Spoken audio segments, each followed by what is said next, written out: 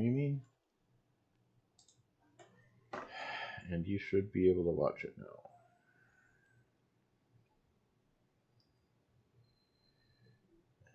And Ken did say he didn't have his phone with him, but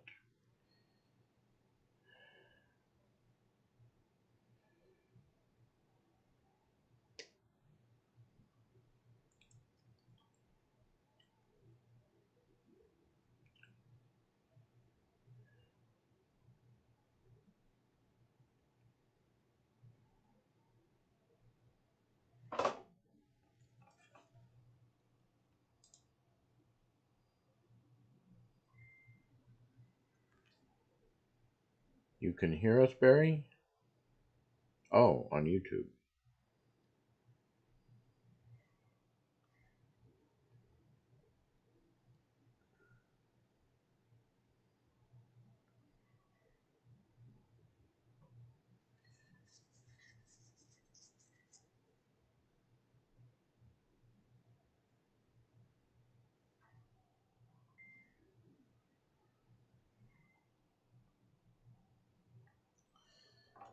Yes.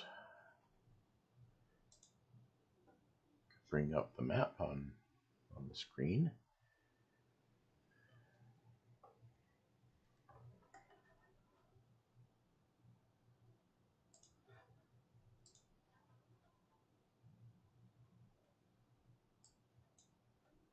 And there's Barry. Can you hear me? I hear you. Oh, thank God. Okay, hold on. Just grab my pencil. Let's see here. Okay. And last but not least. Oh no. Yeah, I've got everything laid out. I just grabbed my. Oh shit! Here come the dogs. Oh, where are my damn markers? Oh, let's see. Hold on. I'll have this in a second. I'm trying to figure out what I do with them. Hi there, buddy. Hey. Okay, there we go. Okay, I'm just sitting down with my stuff. Yeah, guys. So I was gonna do the whole completion of shower thing, and no. I was talking to Chad. We're gonna be going down to San Diego with Ike for Thanksgiving weekend, and I guess it was about having to determine if we were definitely going to go or not, and it had to do with a few logistics with COVID-related stuff and blah blah blah. Anyway, I am very glad to be here, and I don't necessarily have to go right at 5. I think Lisa's at her like women's like sort of crafting thing until 5. So I think it probably is going to be more like 5:30 or 5:20 or something that she'll be here. So I don't necessarily have to go at 5 exactly, at least as far as I understand. Okay, but I mean, it depends on what you guys can do. The computer. Can you guys hear me all right? Yes. Okay, great. Let's see. Testing. All right, fantastic. Can hear you. Okay. Thank you. I was pretty emotional today. And it took me some time to get myself gathered together. But I'm glad to be here. So I'm sorry it took me so damn long, and I'll try to do better. You need to be a psychopath like the rest of us and have no emotion. It makes life so much simpler. Oh, no doubt. By the way, Kevin, thank you for the books, the audiobooks. I'm trying to get to them. I'm listening to China Mieville's The Iron Council, and I'm also listening to a couple of other things that are like metaphysical books.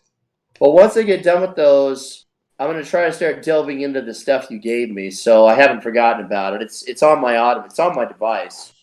So thank you for that. I appreciate it. Have you listened to Battlegrounds yet?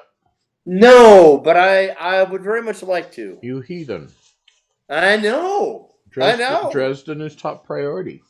I know. I'm terrible. I am remiss. And I got a new Alan Lurie one too. Do you really? Mhm. I really like those books, Ted. I really appreciate those. I enjoyed that a great deal. Yeah. And you know how you were always trying to get me to read Zecharia Sitchin? Well, I still haven't read Genesis Revisited, but I'm quite familiar with Zecharia Sitchin these days. Good. And I've gotten into over the years, a lot of esoteric stuff. And anyway, yeah. The one esoteric thing that I have I have a real issue with is all the QAnon shit. I think that's pure horseshit. I haven't even followed it. Yeah, I figured you hadn't, because I figured if you had, you would have been talking about it, because from what I've seen, anybody who gets into it preaches it like a fucking religion. And, anyway, I like evidence. And I know you do too. So, yeah. That doesn't have evidence, so no thank you. Anyway, all right. Moving forward. So, let's see, I'm just finding where I've got this marked. Okay, I can see it. All right. So let's start with journal entries if you have one to share. No, it's been too long of a hiatus. Fair enough. That's fair. If you have one you want to share, you're welcome to, but it's certainly not required by any stretch of the imagination. I'll assume no one has anything. I just have a couple of notes is all I have. That's perfect. And that is Taldarel is open to those who are blessed by the Raven Queen. Yes. And Harthun, the Lich, is coordinating the launch of Chaos ships going to the Forge of Four Worlds. That's what we learned from the Order of White Fire. That's right. And that supposedly no one was sitting on Orcus's throne. Right. And then we came in to the throne room and, hey, look, there's Orcus. Yeah. A warm welcome. A spontaneous gathering. Indeed. Yeah, they like to throw a good party. And Nikita got discovered while hiding for the first time in a long time. Yeah, which is kind of weird. That's a bit of a shocker. Yep, that's right. Now, I am trying to remember. Did we start combat or did we end there? I think we ended, didn't we? Right. We did 2 full rounds of combat. There was 1 round of combat? 2. There were 2 rounds. Okay. Well, all right then. Thank you for taking notes. Okay. All right. Is there anything that anyone has to add about this? Okay. All right, great. Okay, now initiative order. We're at the beginning of the 3rd round then. Who is at the top of the initiative? Ken? Currently, the initiative is set as... Let's see, where did I put my initiative tracker? That is Araceli. Okay. All right. Unless there are any Mesodemons left. Oh, yes. Are there any Mesodemons left? That's a very good question. There's that gigantic cloud of death acid that Araceli summoned. I'm pretty sure there aren't any left. Oh, yeah. Okay, so there are none left. Well, that's very handy. It certainly simplifies matters. Now, I'm just looking to see if there's any kind of aura effects going on. Orcus has an aura of 10. And I can't tell. I'm going to try to open up this YouTube thing so I can see it better. Okay, there it is. I can't. Let's see. Is anybody within 10 of him? 1, 2, 3, 4. Nikita 5. is. Nikita is. But not Araceli. Okay, great. And I'm just looking at terrain to see if there's anything else. Okay. Yeah. There's that big pit of fire in the middle of the room. But it's not. I'm just looking to see. Okay, you can feel the heat from that pit of fire. It's very hot. It's not hurting you, but you can tell if you got too close, it would obviously cause searing damage. But no, there's no effects that are causing you any injury right now. Okay, so Araceli, you are free to take your turn. Okay, now you were saying she's dazed, Ken, according to your note? Yes, she is dazed. Okay,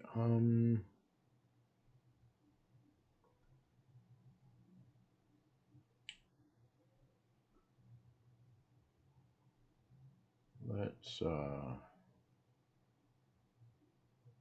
You remember, because I wouldn't expect you to, there's a set of wards, a fourth set of wards in the room, and they have to be disengaged or otherwise incapacitated in order to further facilitate the freeing of your ship, if you recall. I do not recall. Hey, Ken, the map just changed Yes? on me. Sorry. What happened there? I don't know, but it put me in kind of like the... There we go. By the way, can I just say how much I love this technology? This is pretty badass. This is pretty amazing. Anyway. Okay, now I cannot remember for the life of me what I had planned to do.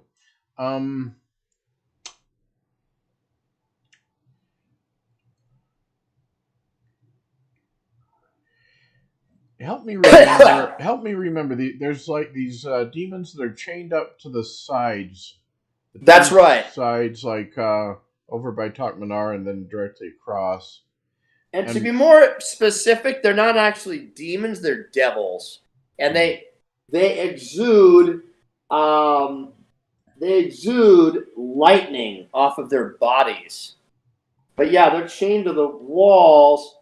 Although, let's see here, the chains themselves have allowed them a movement of up to 3 squares.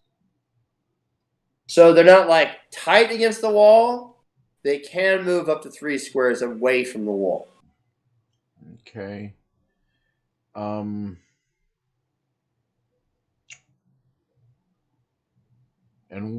what attacks have we seen them launch? It seems like we saw them launch a ranged attack with a pretty long range.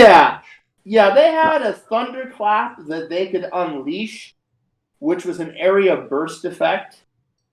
And let's see here.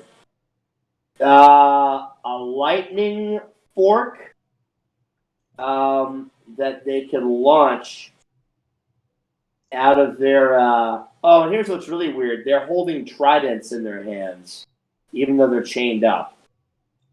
So apparently they've been armed. So I guess you guys must be perceived as a worse threat than Orcus, or maybe they're somehow bound to him, or enslaved in some way, or otherwise constrained. Or maybe he just doesn't give a shit if they're armed. Kind of an odd situation.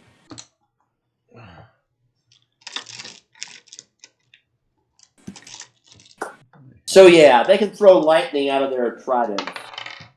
Out of their privates. Yeah. What is this critical role? Okay, so I will cast Orb of Doom on Orcus. Very good. And I got a very good roll, so that's 53 versus Will. Oh my goodness. Well, that's definitely a hit.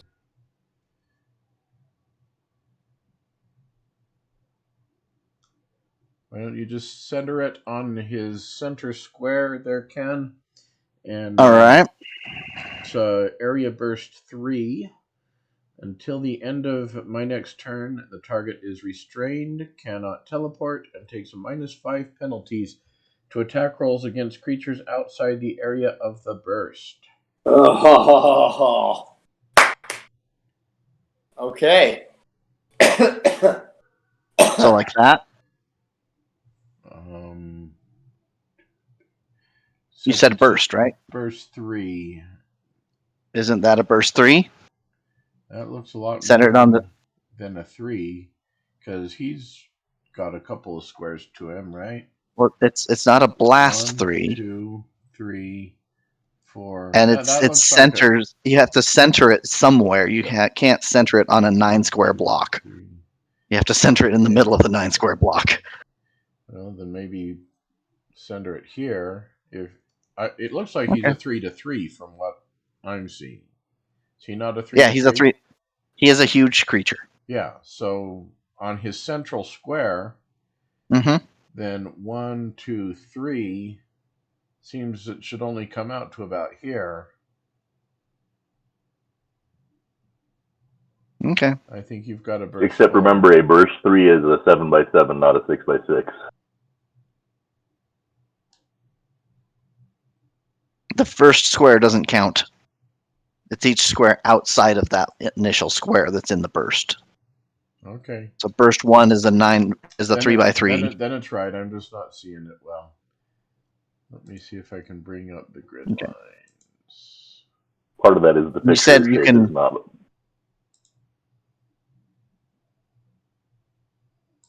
There. Now I got grid lines. Now I can see it better. Okay. So yeah, that's right. I just could not see the grid lines very well. Okay. Yeah. Helps to turn on the grid. Okay. So being dazed, that's all the action she could take.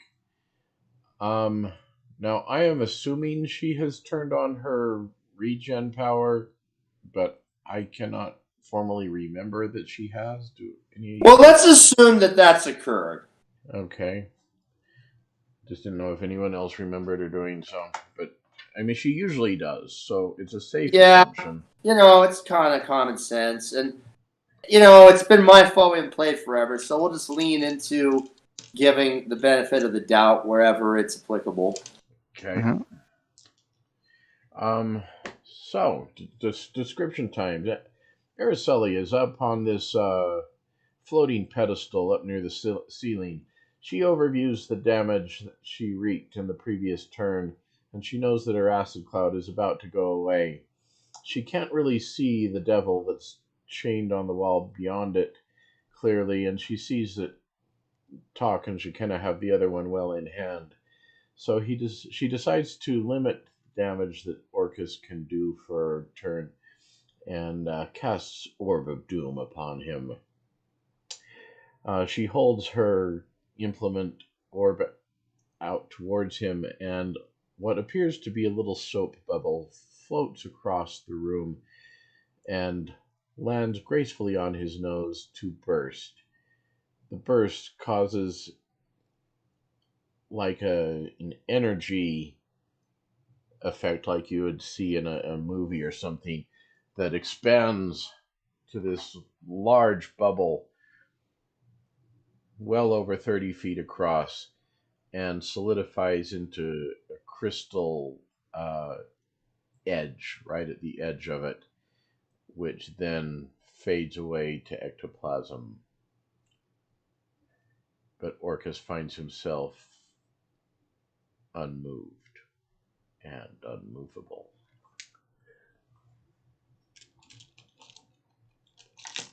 Okay. Cool. Well related. What was the condition?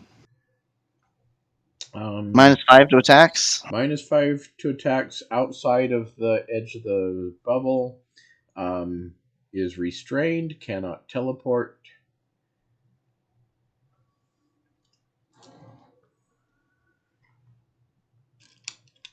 Okay. There we go.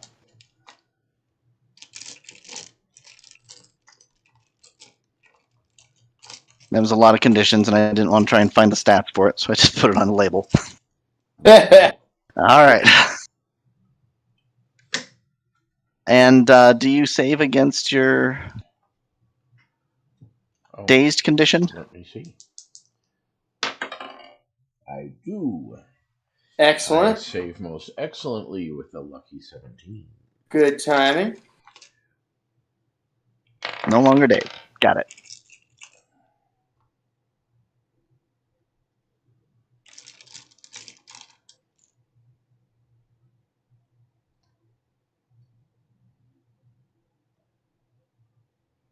And no longer bloodied. Good.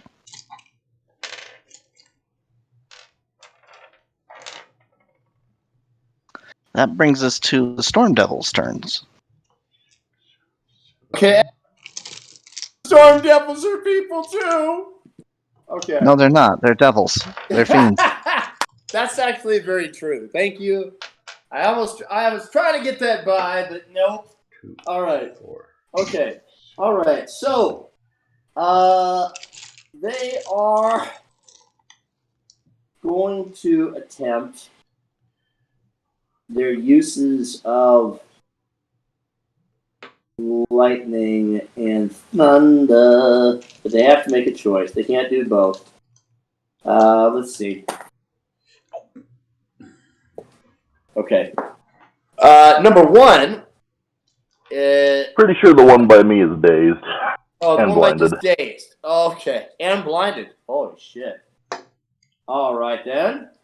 Now, when he last could see, were you in that same area, more or less? That exact spot, yep. Okay. Well, then I guess he'll just do the no-brainer, and he's going to try to... He could. He'll go full defensive, actually. And then the other one, the one on the north there, let's see. Is that a cloud? Does that The cloud has gone away. Oh, okay then. All right. Oh, looks cool. And the creatures that were within it now look like acid-soaked puddles of goo. All right. Very nice. Adds a whole new aesthetic to the room. Okay, he's going to try his lightning fork. And he's going to launch that. Let's see. Who's close? Araceli, are you visible? She's visible. She's 8 squares up. And from his point of view... can the map just changed again? From his point of view, there is a couple of blocks between him and her. So she'd have at least concealment and possibly total concealment. Right. Now he can fly. He can go up to 3 squares from the wall. So let's see. What he's going to do is he's going to rise up 3. Let's see. Yeah, he's going to rise up. Would he have any reason to suspect she's there? Well, not necessarily, but he'll just get better visibility overall for the room. Okay. So he's going to fly up 3 squares, and let's see. You're closest. She is at 8, and there is still that block kind of in between. She's on a block, and then there's a block adjacent to it that's still... Right. And I'm looking at squares between him and other people in the group. 1, 2, 3, 4, 5, 6, 7, 8, 9, 10, 12, 13, 14, 15, 16, 17, 18, 19, 20. You know, I think what he's going to do, instead of launching a lightning, he's going to use an Infernal Thunderclap, which is an area burst 2 within 20. And I think he's going to try to use it on Takmanar and Shekinah because he can get them both. So he'll do that, and that way he doesn't have to worry about cover issues. This is going to be against Fort, though, so his chances of getting Talk aren't that... Well, I don't know. We'll see. They're not that great. So we'll go for rolls. Let's see. Shekinah. This will be against Shekinah first. So Shekinah, this is against Fort. What's your Fort? Gotta bring her up. 34. Okay. All right, that'll be enough to hit about talk, though. Not that, I don't know. Man roll-ish. What's your 4 talk? 42. Okay, so you are missed. So, Shekinah, you're going to take 79 lightning and thunder damage, and you will be pushed 3 squares and dazed until the end of your next turn. And so you're just going to get pushed into the wall that is adjacent to that storm devil that is near you. Like Yeah. there? Yeah. Yep. And that's it. That's all he does. Well, that's I believe that devil has some stats on it. Let me tell you what those are, because Talk Sure. hit him really hard last time. Oh my. Okay. He is dazed Yeah. And blind, right? and blinded. Yeah. Okay. And he's on full defensive, but that's it. Okay. Okay, cool. Awesome. All right, well, that's the end of their turn. Do I have a status Yeah. on me, Ken? No, you have no status on you. Awesome. He is dazed and blinded until the end of your next turn. That's why you have the circle on you, so I he's know not when to remove those statuses. Gotcha. Boy, that's going to be bad for him. Okay.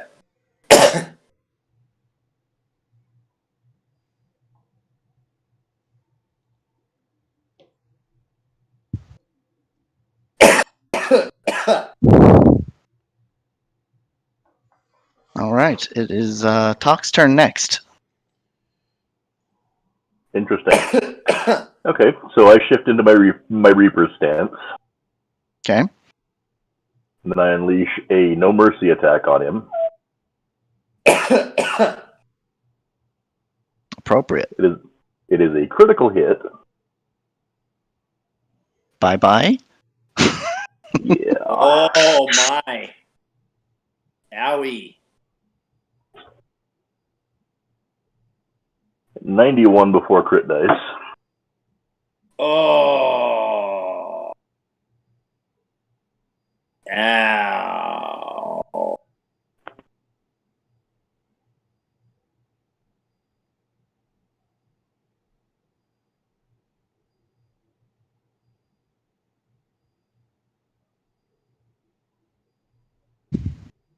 +91 +24 is 115 right now.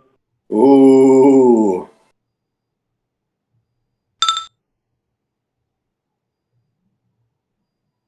Okay. And an additional 27 at the start of his next turn. Damn. He's bloodied. Outstanding. That'll be my turn. Okay. Do you have anything you wish to add? Yeah, I just take advantage of the state I left him in last time. Shift my body just in a way to make it a little bit easier to bring the pain, and then bring the pain. Pain brought. Okay, very good. Who is after Talk? It is Nikita's turn next. Damn it. Flint. Sorry, I'm trying to shift these windows around a little bit. Okay. So Nikita will finish marking Orcus with her second Assassin's Shroud. By the way, you're in his aura. His lesser aura of death. Okay. And let's see here. You'll take 40 necrotic damage. Okay. And that's all. Just 40? Yeah.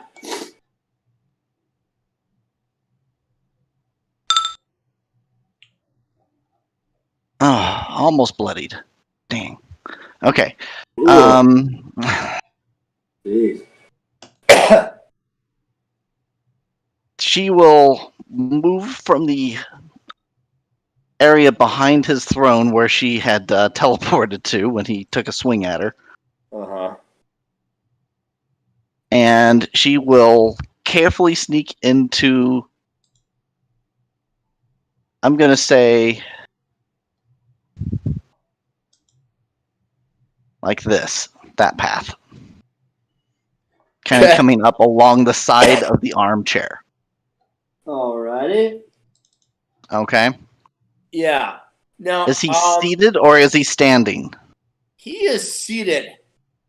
Okay. However, he is, of course, huge in size. Yes. Now, as soon as you get in that square, he has an immediate reaction of a. Should I roll my stealth check first? Oh yeah, go ahead. Okay. I'm also going to apply. No, I did that last time where he couldn't see me with normal sight. Okay, so that is. Yeah, he's probably going to see me again. My stealth is 44. Oh, that's pretty damn good. Okay, hold on a second. I rolled a 2. Oh, shit. So you said 44 is your stealth? Yes. Okay. He does detect you, but oh well. And yeah, okay, so this tail lash, we'll see if it connects or not. This is against Ref, fortunately for you. That's not fortunate for me, but go ahead. Yes.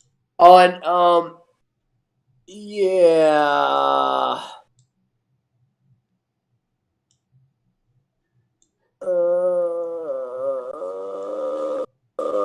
Okay. Wait, wrong die. I rolled a D20. Okay. All right. What is your rep? 40. Okay. 40. He connects with you, but only barely. And let's see here. Close only counts in horseshoes and hand grenades. There you go. Okay, you take 30 untyped damage, and you are knocked prone. Is that as I'm entering the square? Yes. And is that a reaction? It is an immediate reaction. So I get to attack first then, right? Well, okay, technically it would have happened in the square before that one, because he actually has a reach of 3. A threatening reach? No, it's not threatening, but it's triggered by you moving or shifting within 3 squares. Okay. Yeah. You said it was how much damage? 30? It was 30. And what is the damage type? Oh, wait, I'm sorry. It's more than that. Hold on. I lied. It's 60. I'm sorry. 60 untyped damage. Okay. Now I'm bloodied. Okay. Which means the aura of obsidian daggers comes out. Oh, boy.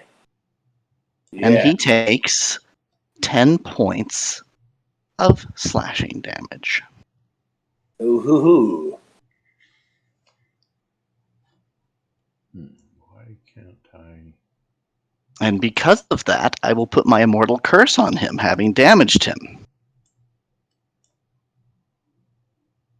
Cool.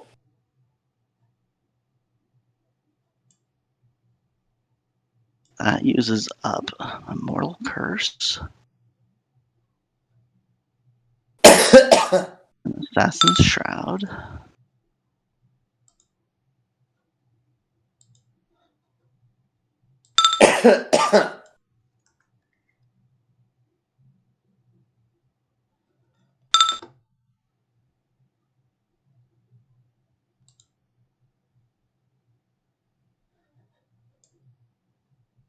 Okay.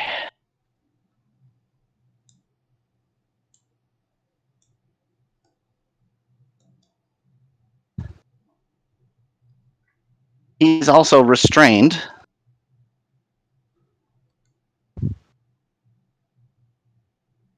What effects does restrained have?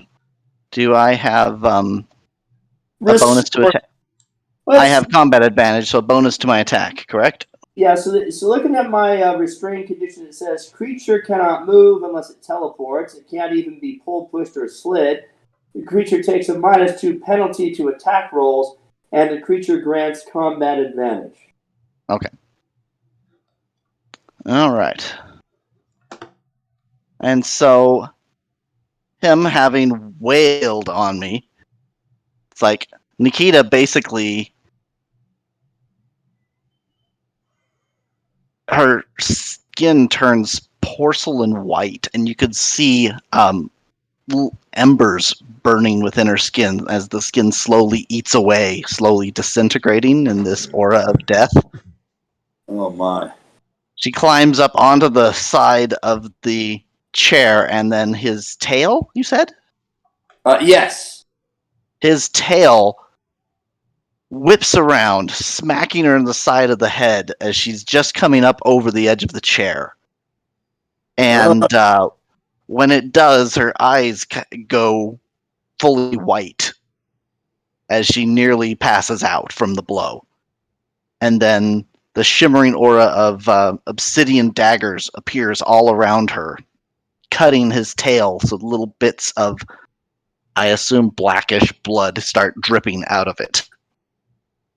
A couple of them trickle across her cheek as the tail leaves its mark. And Nikita takes her blade, puts it up to his throat, and will do a mind blade attack. Oh! And this is because of combat advantage, isn't it? No. Oh, never mind. I haven't taken an action yet. Oh my goodness. This is all just my move action so far. Cool. I am going to spend my action point for this. Okay. And I will use the inevitable strike on this. Uh-huh. Letting me roll a d20 twice. I'm at +3 to my attacks because I spent an action point. Cool.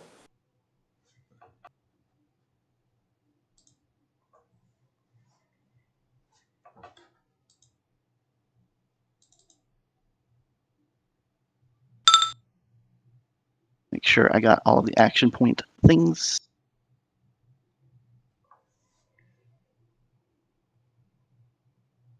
Okay. Gain plus bonus to dice this round.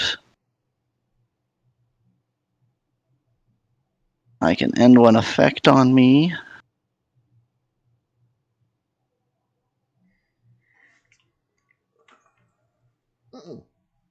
Did you say I was taking damage until the next turn? Did I have ongoing damage? No ongoing damage from the tail. Okay, it's just the aura, as long as I stay in there. Got it. All right, and okay, I'll go ahead and roll my d20. That's a 12 and a 13, making that 15 and 16 respectively. With my Mind Blade, that's a +30.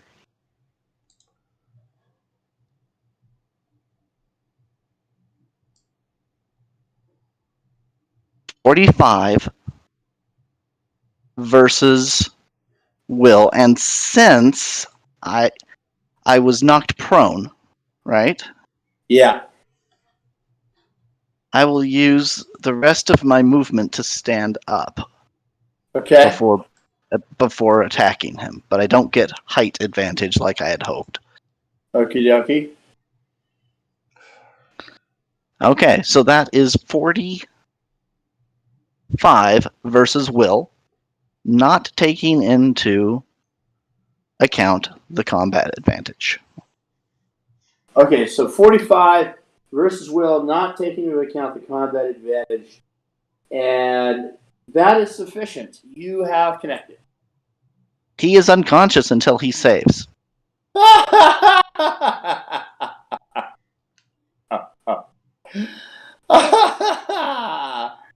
Oh shit! And now she does what she does best.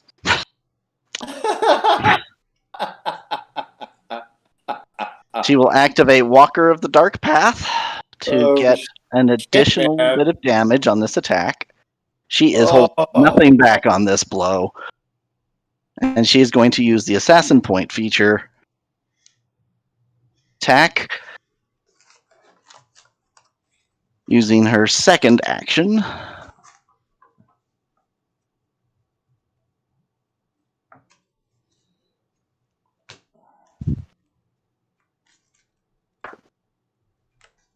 That is a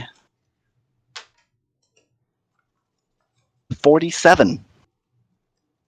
Not taking into account combat advantage. Okay. And sorry, what was that? What defense was that against? AC. You hit.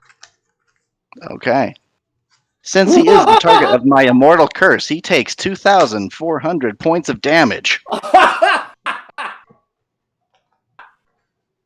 And I get my crossbow out and shoot at the ice devil across the way.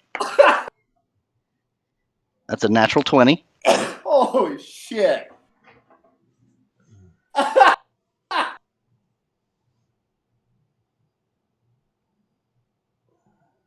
Wow.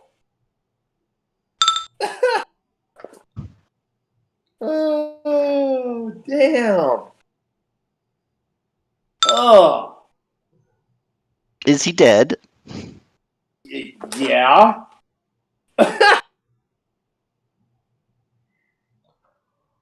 It's kind of you to ask. Well, Yeah, I don't he know his fucking killed abilities. his ass. What? I don't know his abilities or special things.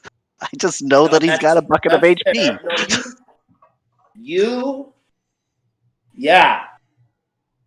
He is an ex-parent.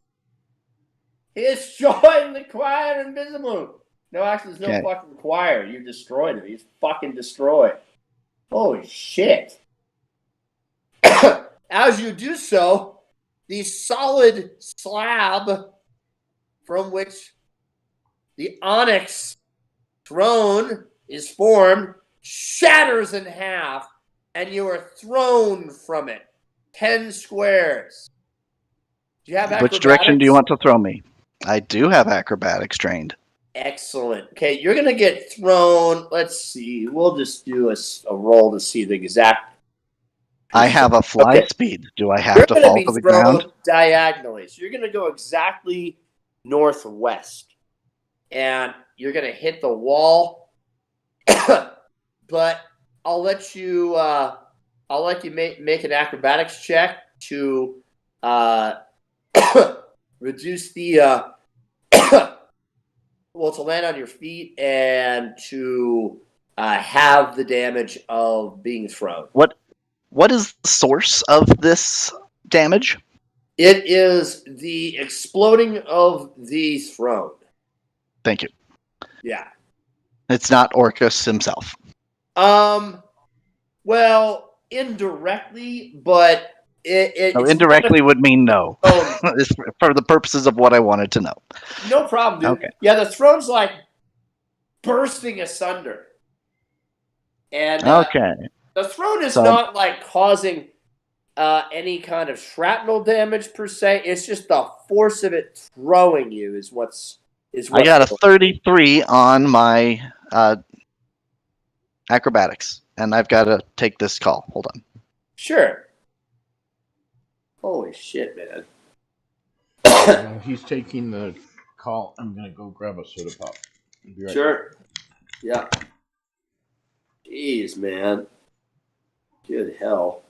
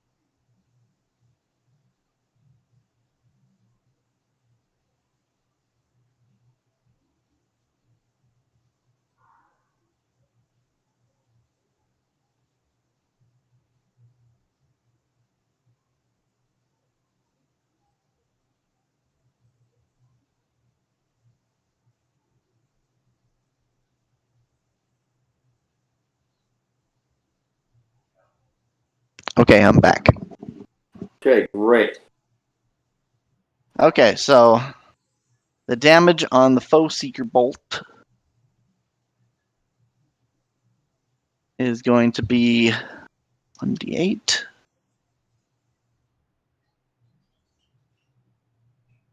So 22 points of damage. And being a crit, I'm assuming there's more. Nope. Okay. All right. That's bad. It's just a hand crossbow. Okay, cool. And so basically Nikita, as she slams her blade down,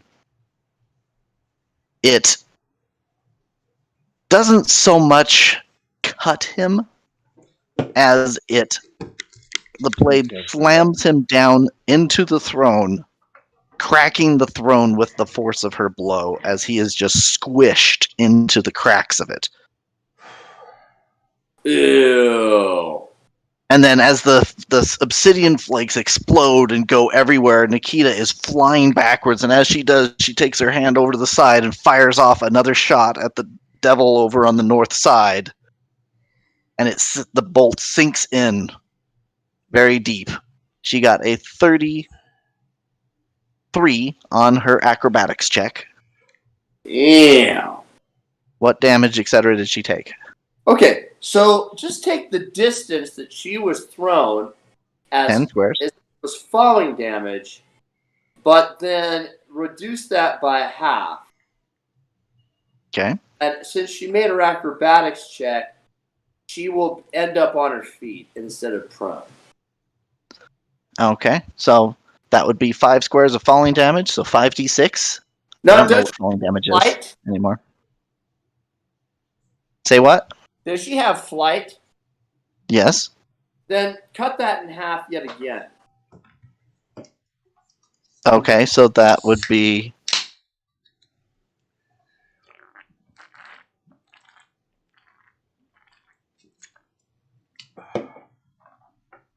7. Cool. All right. Great. Now, I'm assuming that that's the end of her turn. Is that correct? No. Oh. Because she scored a critical hit against her immortality target, she gains another standard action. Holy cow. Wow. And she will, since she no longer has her immortal curse on someone, she's going to transfer it to this devil here that she just shot. And she will load up a transport bolt into her hand crossbow, aim carefully, and fire it at the devil. Oh, awesome. Okay. That is going to be a... She's still +3 in all of her attacks this round. That is a... What's the plus on this?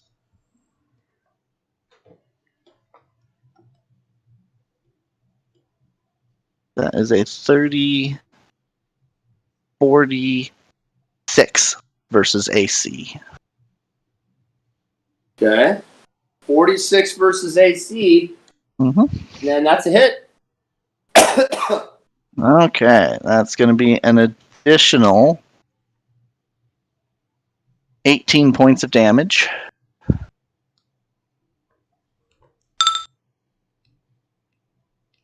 And Nikita is teleported adjacent to the character.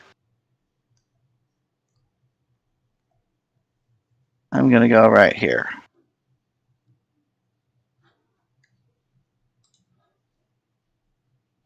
She will place her immortal curse upon that target now, spending her minor action to do so.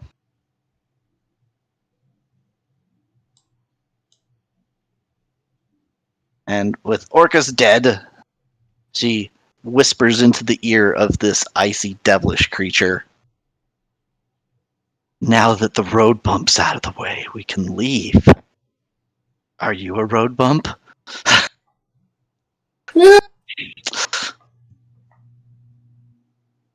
And so she's basically asking him if he's going to stand in her ways too. Uh-huh. And that's her turn. What language do you say this in? Well, I can tell he's a devil. Yes. Do I have Infernal as one of my... No. Let's see, what are my languages?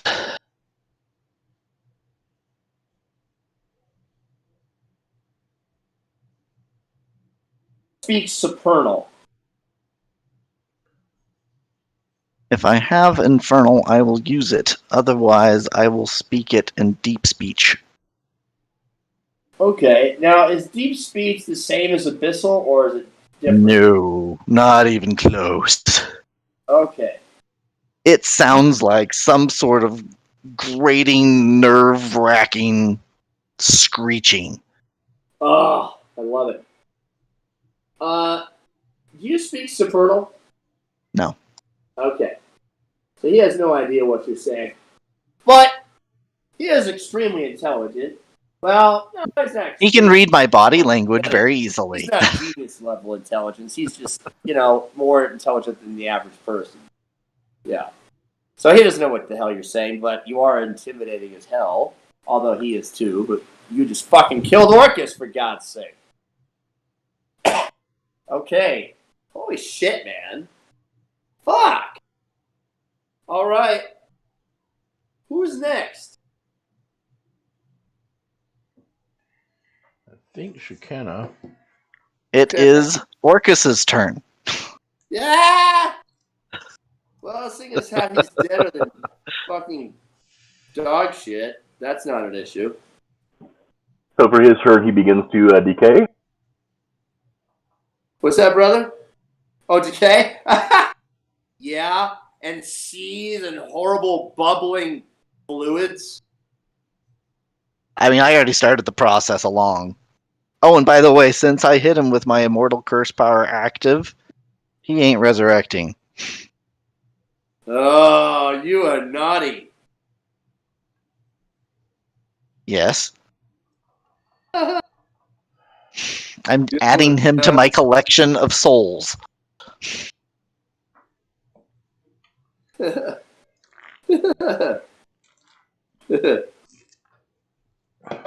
right. It is now Shekinah's turn. Okay. Awesome. I cannot recall. I think Shekinah had her crossbow out. So She did. Will store it, and her bastard sword appears magically in her hands.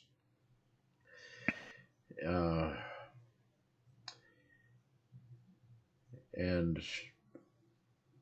using it, she will attack with a power called Strength of the Sun against this devilish creature next to her.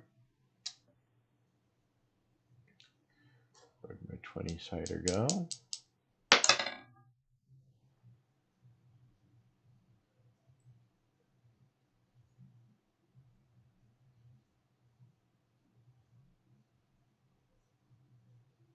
.47 versus AC. That worked for Araceli. That worked for Nikita, so it should work for you too. Oh, most definitely. Okay. 3 die 10 damage. A 10. 2 and an 8 is 21 plus 13. 34 damage. It's radiant damage. And Araceli and Shekinah each get to spend a healing surge. Who does? Araceli and Shekinah. Okay. How is Nikita's? Well, she's feeling a lot better than she's felt in a while because she's now avenged her father's death. But otherwise, she is at 34 hit points. Okay. So she's bloody. Oh, she's bloodied, ickered, and still pissed the hell off. Yeah, I bet she is. Let me see. else?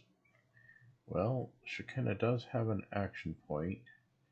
She's used a minor and a standard to get here.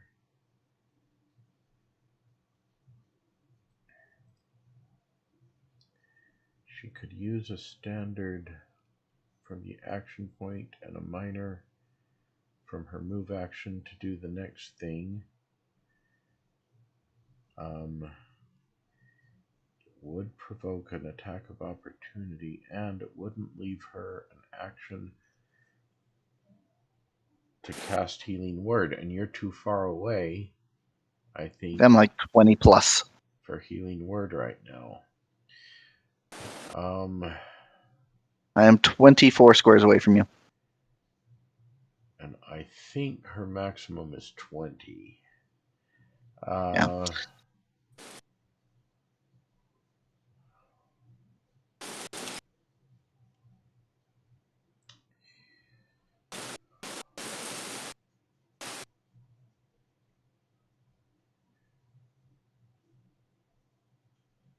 Since she cannot, what she wants to do would not allow her the actions to actually do a Healing Word at this point, even with the action point.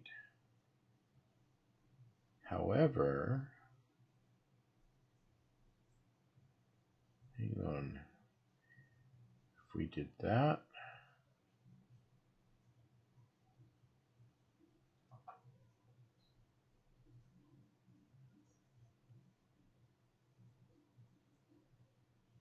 sorry. If she did that, just hold off.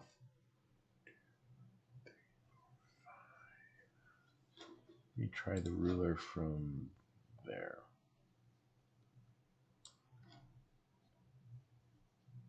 That would work.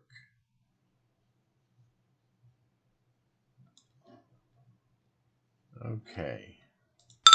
So, she does have her move action. 1, 2, 3, 4, 5. She will move to there. That provokes an attack of opportunity if that guy is not dazed and can actually do it. Is he dazed? No. He saved against that at the end of Tuck's turn. Okay. Okay, let him take his attack of opportunity then if he wants. By the way, I didn't get damage on that attack, Shekinah. Sorry. Oh. Oh, no, I did. Never. I got it. I think it was 33. Yeah, I got it. I'm looking at his HP here, and I'm like, oh, yeah, I applied that.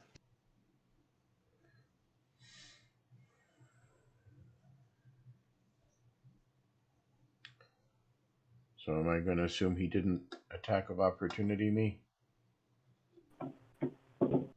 That's a Barry question.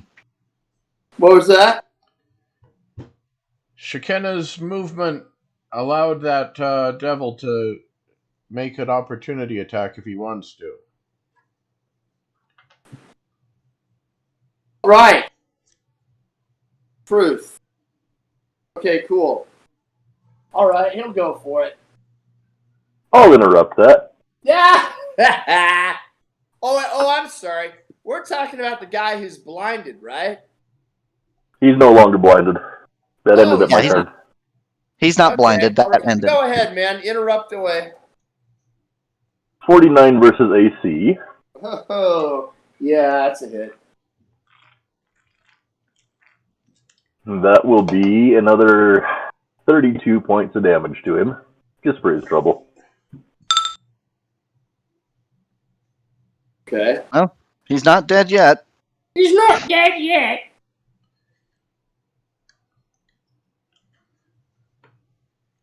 But he's definitely been knocked around some. He can go and finish that attack now. If he's taking it.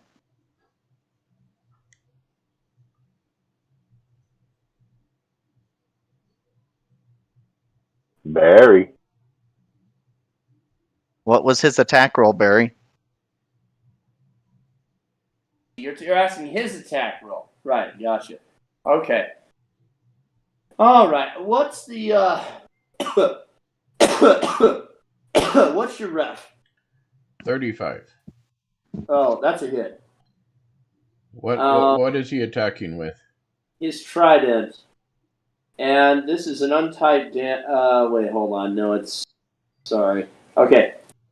See, I'm just looking at this.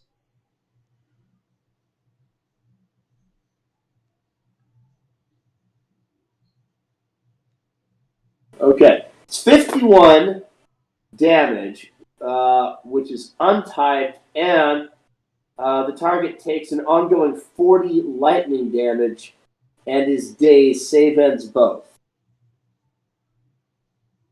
On an op attack? Yes, this is a basic attack. Got it. Yeah. Okay. Now, dazed would prevent any further normal actions, correct? Correct. But she spends a hero point now Ah. and casts Healing Word on herself and Nikita. Mm-hmm. Surge plus 6d6 plus 3. Surge plus 6d6 plus 53 and plus 8 to all defenses.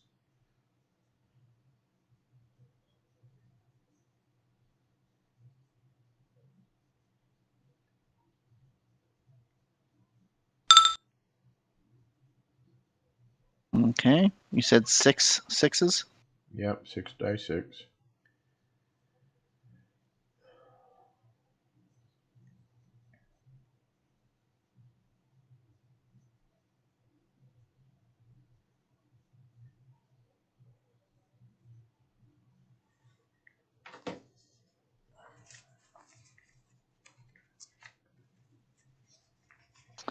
Additional 19.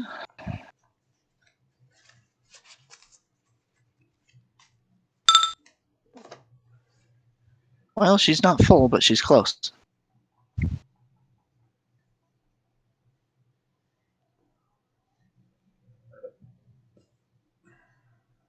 All right. And that brings us to Araceli's turn. Well, actually, the bottom of round 3. Anything happen on the bottom of round 3? See here. No, actually. Okay. It's Araceli's turn. And there will be the Storm Devil after that. There might Great. be a Storm Devil after that. I'm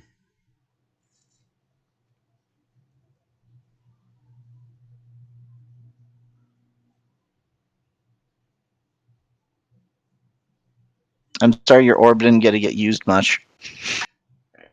All it needed to do is keep him from hurting people. Hey, guys. Yep. Working pretty well. He's not going to hurt anyone now. No.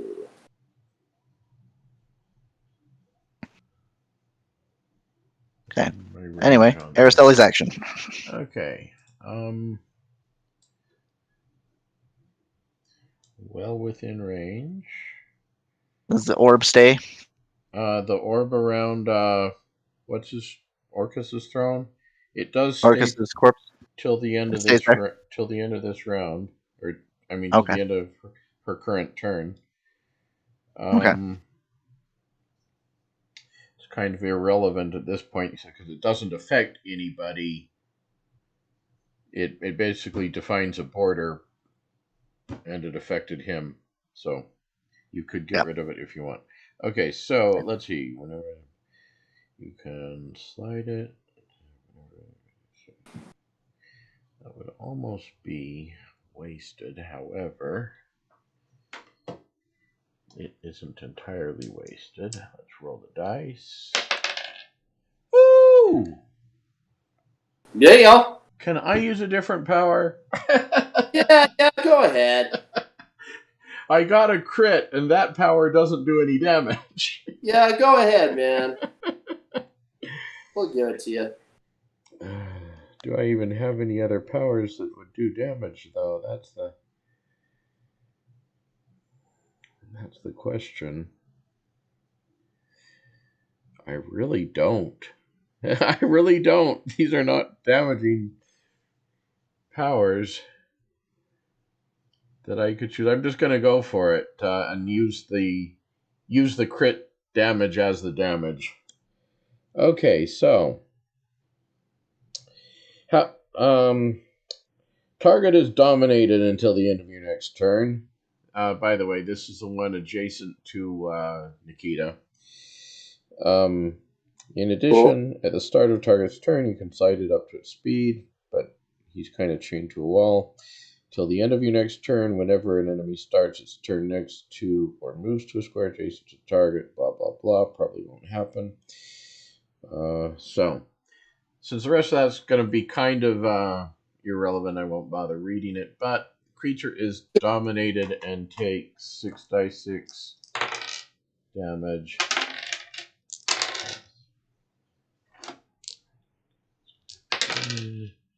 Which one did you target? The one next to Nikita. Okay. Okay, 26 points of damage.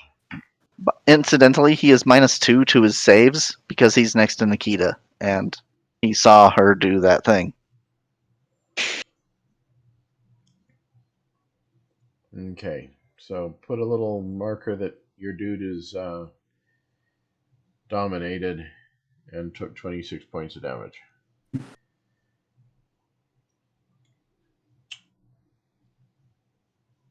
Got it. I'm going to have Araceli build a bunch more stones. This platform she's on. Okay. Are they also at +7? Yeah, I guess I can't copy that one. You have to go to the object layer. Object layer.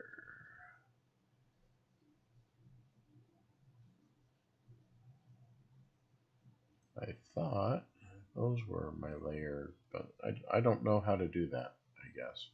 It's okay. Just tell me where you want to put them. Okay. Here. Basically, she'll be in the middle of a 3x3 platform. Okay.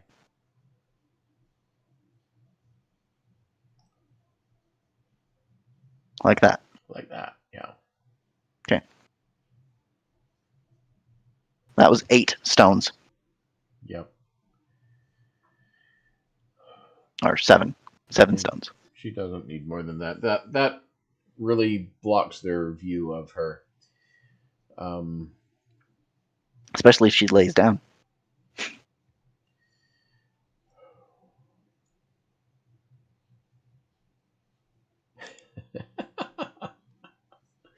Okay, only Araceli.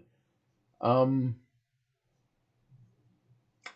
guess that's what she does then. Okay, so description-wise, she stares into the eyes of the devil next to Nikita, and it suddenly hears her voice whisper in its ear, saying, "You are my pet. Be a good pet. Be mine." All right. Cool. And suddenly, it just feels PWND.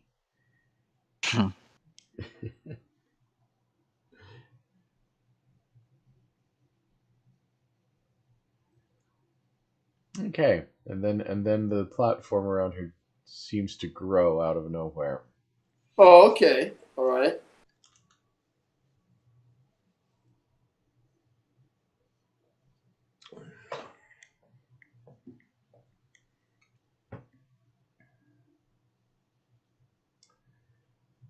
Okay, well related. Is there anyone after her? Oh wait, no, we're at the next round. Yeah. Yeah, So we're at after- round 4. Yeah, so Araceli was top of the next round. So it is now the Devil's turn. Cool. Well, the Devils. Can't say they have a whole lot going for them, but you know. Well, one of them has damage going for him, so by that.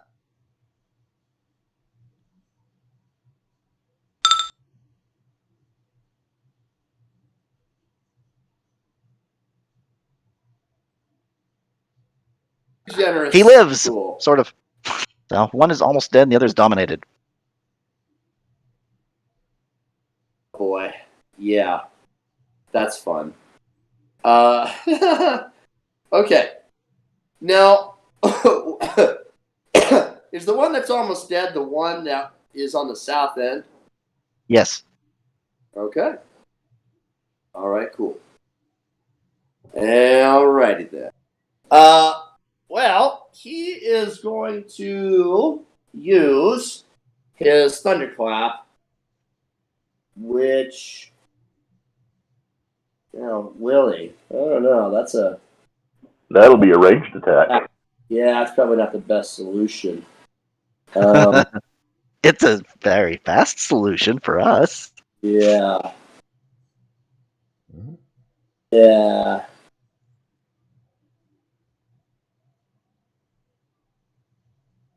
I'm gonna try to hit Takamanar with his trident. So here goes nothing. And I don't know about this. Talk, I know your ref isn't great, but his roll isn't that good. What's your ref? My rep sucks. Oh, okay. All right. Then he probably hits. Okay. Did he roll a 1? Then he hit. No. My rep is 31. Okay. Yeah. Okay, so he does 51 damage, which is untyped. You take ongoing 40 lightning damage and your dazed save ends both. And then he... Is he still dazed? No. Okay. Then what he's going to do is do a move action. And he can... he's got a ability to move up to 3 from the wall. He is going to move back to the left there along the wall and up 3 squares because he can fly. Oh, he's clumsy though. So never mind the flight. He'll just move back 3 squares. No, he doesn't. Oh, really? Okay. That triggers an attack from me. Yep, being marked by Takamanar. Okay. Yep, and I rolled a 19. So that's another crit. Boy. All right. That's another crit. You're dazed, but you can still do that? He's not dazed. I'm dazed. Yeah, because of the lightning effect of the Yeah, no, I brushed that off. I brushed that off since you didn't bother to tell me about it. I just rolled the save. That's his problem then. Okay. Awesome.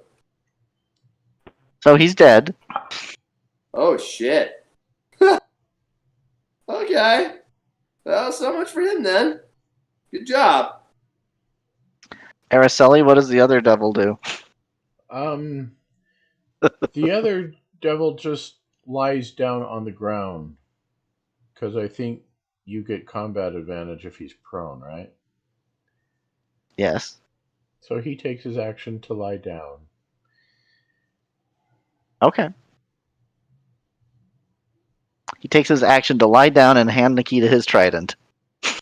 There you go. Awesome. Love it. Takamanar's turn. Go for it. There's only one combatant left in the field that I can see. Oh, you know what we didn't do? We didn't give the other guy's turn. What other guys? The other, the one at the north end.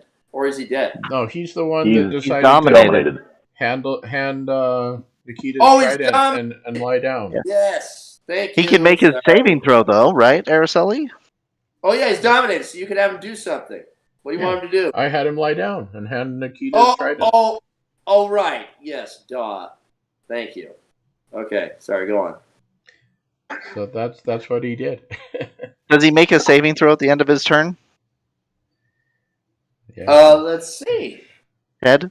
Well, he's dominated until the end of Araceli's next turn, so it's so there's no save action. Okay, so no. Fair enough. So I will do a move and a charge attack, which will take me the 20 squares it takes to get there. Okay.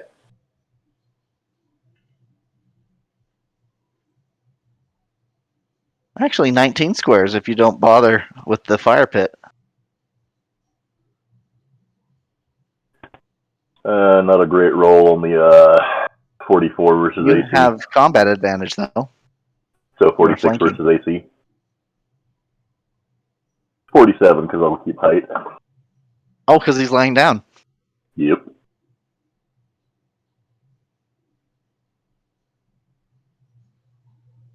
$47 versus AC Barrett. It's a hit, man. All right. That will be a lovely 36 damage. Oh boy. How's that looking? Does taking damage shake off the dominated effect? It's an end of turn thing, so probably not. He doesn't have actions anyway. And Yeah. Nikita's coming up next, so... Probably won't be an issue.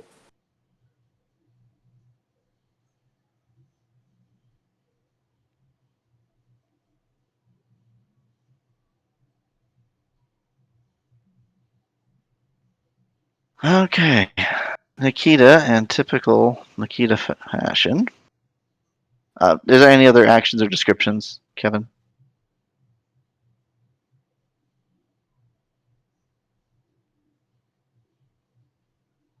Negative.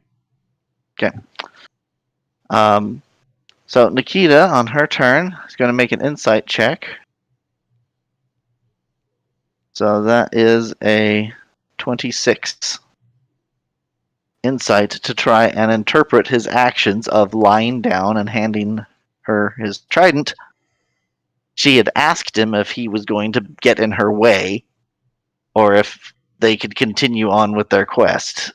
And she is taking his actions to mean that he is okay with them leaving.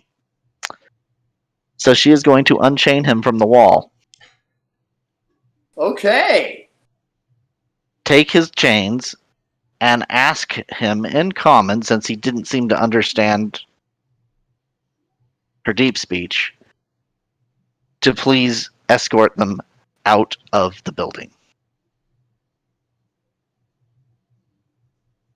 So wait, what do you do? She's going to remove his chains from the wall, hold them in her hot little hand, and ask him in common to please show them the way out.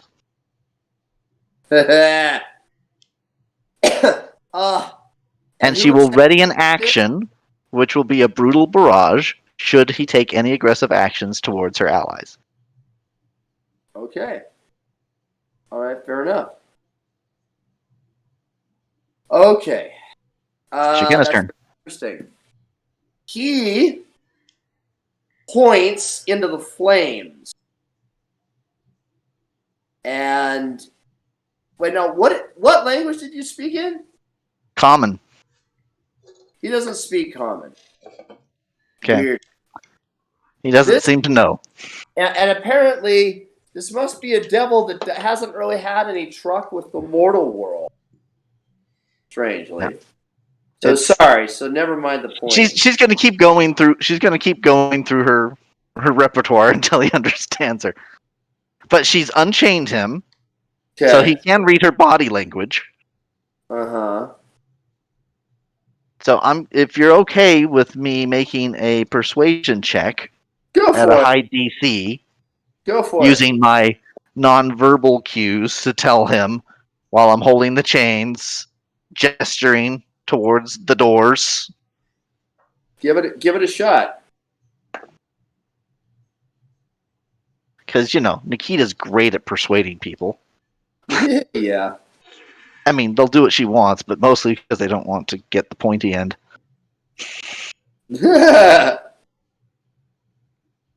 So that is going to be a diplomacy, right? Yes. That's a 31. Sorry, Wow. 34. 31, huh? Okay. 34. A 34. All right, you did moderately well. You didn't fail. You did well enough. Okay. So he gets the sense of what you're after. He points into the flames. Yeah. He still doesn't have his own actions, by the way. Right. Got it. So he might understand, but I don't think he can act yet. Oh, never mind. Okay, fair enough. Then you see he looks into the flames. Like Okay, that works. Yeah. In terror? Involuntarily. Oh, involuntarily looks into the flames. Okay, got it. Right. Okay. And then I will mutter to Araceli and Shekinah and say something about the flames. Check the flames out. And my readied action. It is now Shekinah's turn. Okay. Let's see. Shekinah's down there.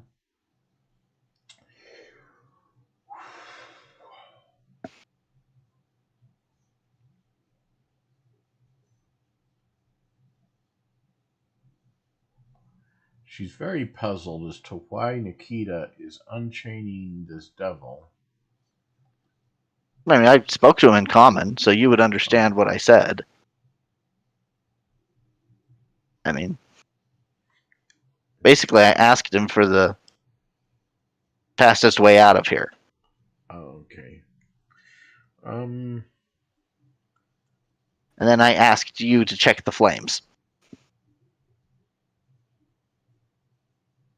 Now, Nikita, being the most knowledgeable, wise, and,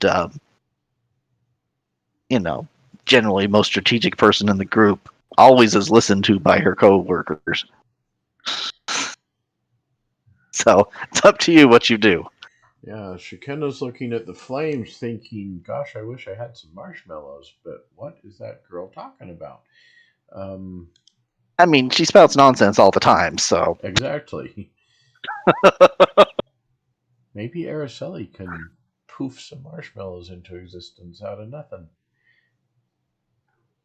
And she hollers up to Araceli. She says, can you create some marshmallows? I think Nikita wants marshmallows. We got a big fire here. Barry, could you describe the fire for us? Yeah.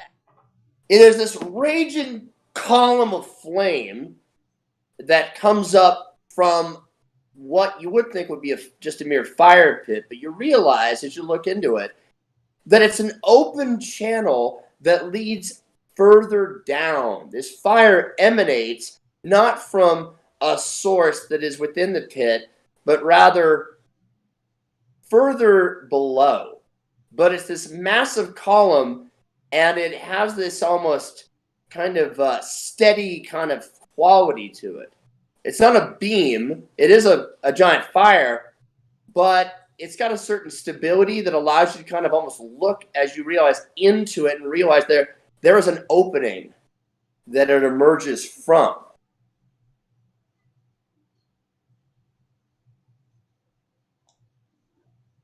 Okay.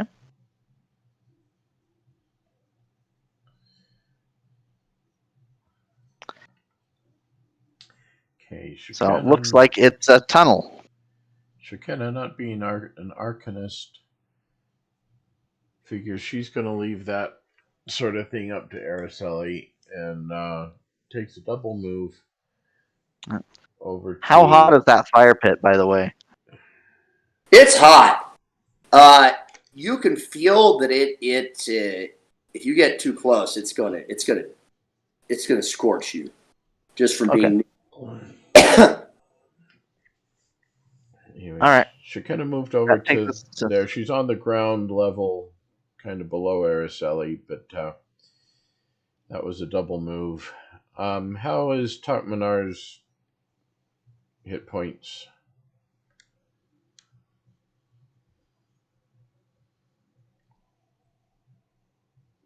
Talk? Pretty much untouched. Okay. Everyone else is doing fairly well enough, I think. Mhm. So I think she's going to make sure that whichever weapon she had out last is stowed, and really that's all she Sword. did. Okay. That's what I thought. So she sheathes her sword, well, poofs out of her hands, and she double moves to be basically under Araceli. Underneath Araceli. Okay. That brings us to the top of the round. Sweet. Round Oh. 5. Start. Okay. Okay, Araceli moves to there and stares down into the fire pit. Does an Arcana check to see what she can figure out. And she crits. I can't believe it. I've rolled 2 20s in a row. Holy shit. That doesn't happen to me. I'm not Kevin. Anyway, so with perfect absolute knowledge of everything magical in that fire pit, what does she know? Okay. Well, you can see that it is a flame that of great heat, and there is an entrance that you can feel that lies that arrives at another chamber below, about 100 feet down. You can also feel that if you get too close, say within a square, you will sustain a considerable amount of fire damage. And apparently, this is the only exit from the chamber, other than the way you came in. Okay, and we knew that there's 4 wards in this room we're supposed to There is a deactivate. 4 set of wards, and it is consisting of a set of warding gems. They are set into the stone lip of the fire pit itself. And there are 4 stones, 4 separate gems, one at each of the cardinal points. On the inside or Slightly outside? Slightly off of those cardinal points, because they're sort of evenly set between the line that would pass right down the middle of the throne, the onyx throne that's now shattered in 2, and the wall opposite.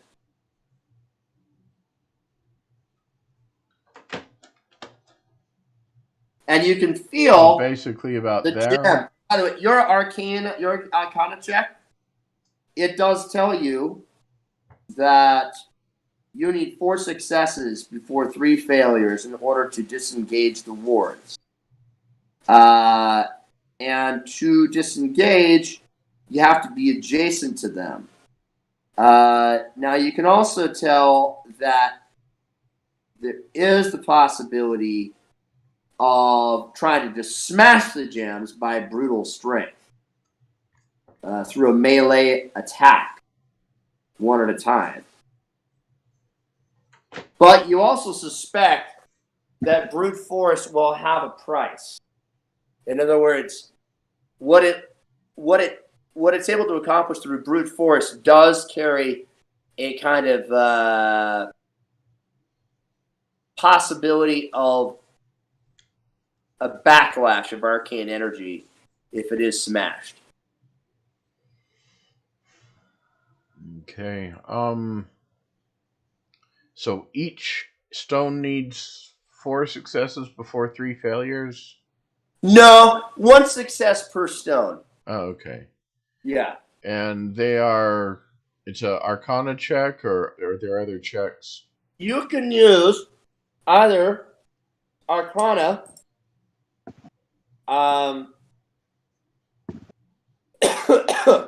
you could use Thievery,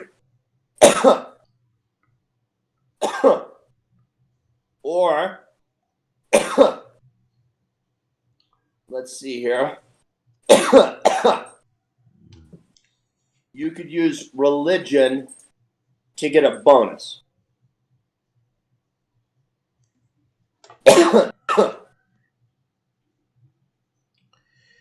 Okay, another question. Araceli's looking over at the wreckage that used to be Orcus. Does she see the wand of Orcus over there? She sees let's see here. Let me look at this. What you're seeing is a skull mace that is suited in size for someone of a huge size. And this skull mace, from what you can tell,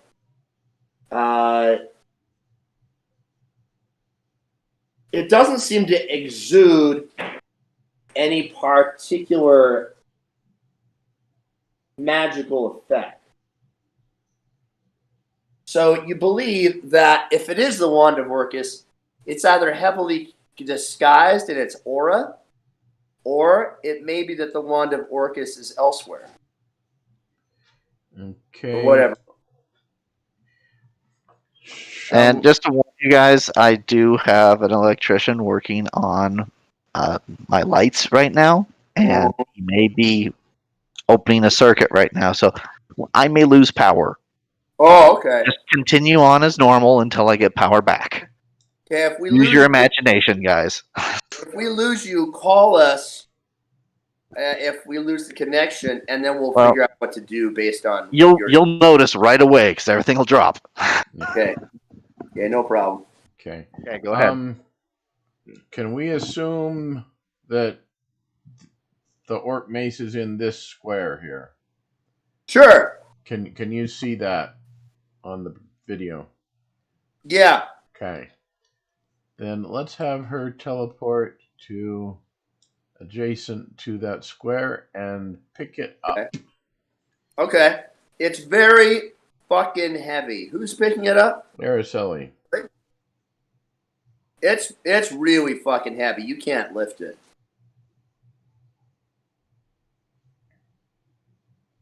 Now it's not like Mjolnir where you can't, it's impossible. It's just really fucking heavy. Okay. Size-wise, it looks like it's as big as she is. Yeah.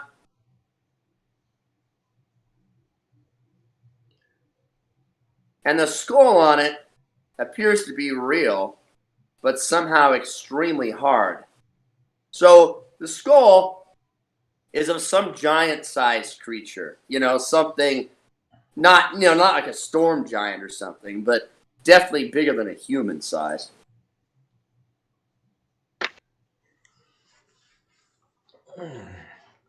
She said, "Hey, Talk. Could we collect this for Belden's Rest in our trophy room, please? But it's too big for me." Trophy room and an inn. I love it. Yeah, I'll flop over there. Don't you guys have that solid diamond throne at Belden's Rest too?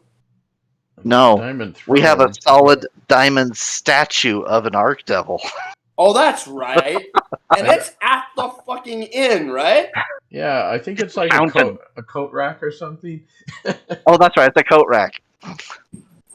I love it. That's fucking ridiculous. Yeah. What an He owns insult. statue.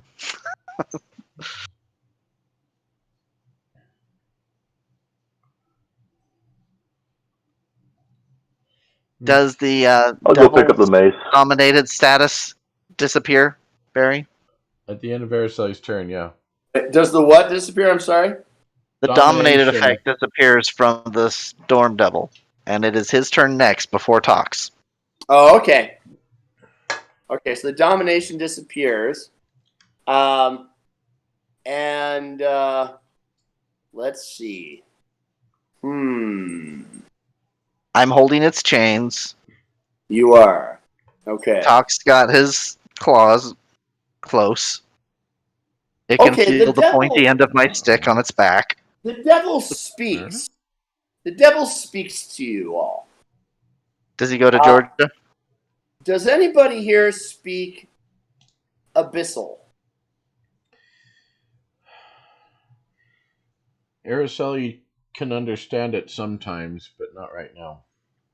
Does anyone speak Supernal?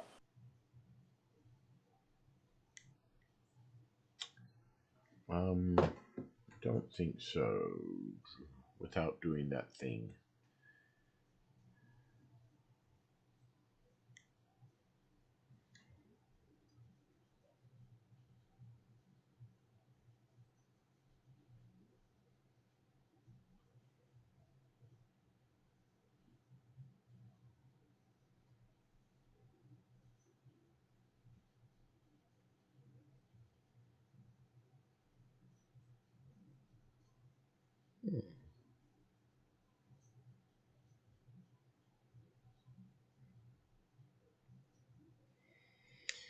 Yeah, I think without using that one special thing that she's not using, unless it's an emergency, yeah, she doesn't. Well, one more thing I could check. So right now we don't. No, she doesn't. I thought Shekinah understood Celestial. Supernal. Not that I'm aware of.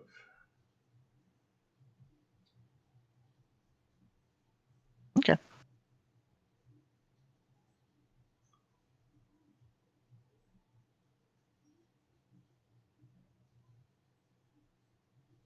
Okay, so none of you understand what he says. Nope. And so he stands there and just kind of waits. He doesn't do anything.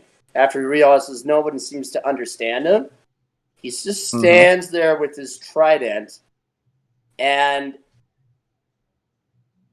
rather than holding it in an attack pose, he kind of holds it like a staff at his side and just kind of awaits your further action to see what he's going to do. Talk, it's your turn.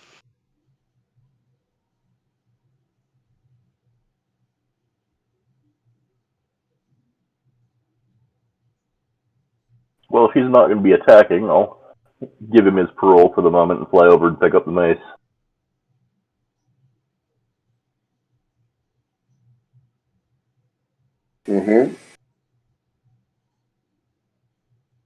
Tuck that away for later use.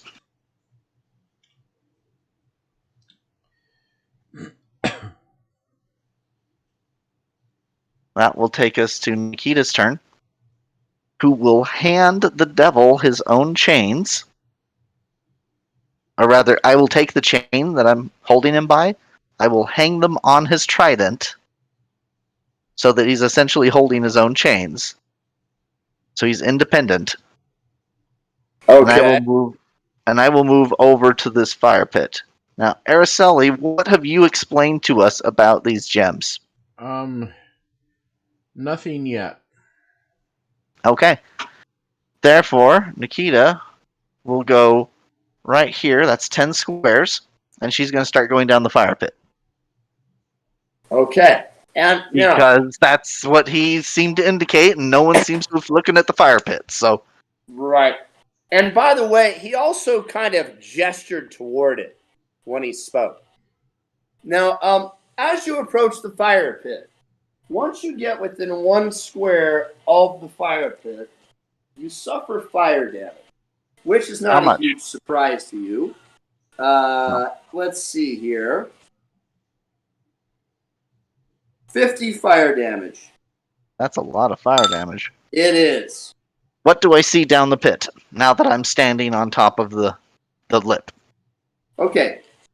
You are able to make out vaguely Who's she making out with? through the flames, here and there, subtle intimations about 100 feet down of some kind of bottom to it. And it's hard to see the specifics. So it looks like 100-foot blast furnace tube to Pretty her. much. Okay. I'm going to make a investigation or general check about the room, seeing if there's some way to shut off these flames. Go ahead and tell me what you. I would assume perception, unless there's something else you want to use. Yeah, I'm looking for any sort of like a triggering device, something like that. Okay. You don't see anything that seems to indicate that there's that kind of functionality. As far as you Okay, can tell, that would be a 40. Perfect. So I don't notice the gems on the side. You do see the gems. You do see the gems. But they're not a switch. Not that you can tell. They don't seem to have any indication of having a function of control of the flames, but who the hell knows? Okay. Can I, as a free action, as a minor action, just ask Araceli what I'm supposed, if these are of any value? Sure, you can ask. Should we take these? For a free, it's free to have like a few brief sentences. If you want to go into a more extensive question, that would be a standard action. Okay. So I'll just ask her. Do you think if I take these, it'll do anything? It will make this fire go out? Well, yes. I think you're going to need to use your thieves' tools. And I'll use. I will do a magic. thievery check. I will do a thievery check then with my action.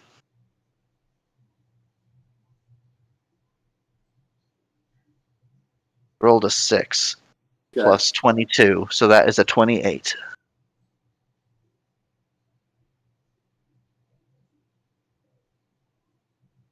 Sorry, what did you say?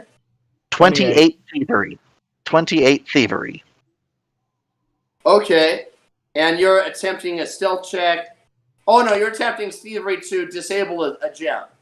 Yes, I'm removing the gem from its socket. Okay.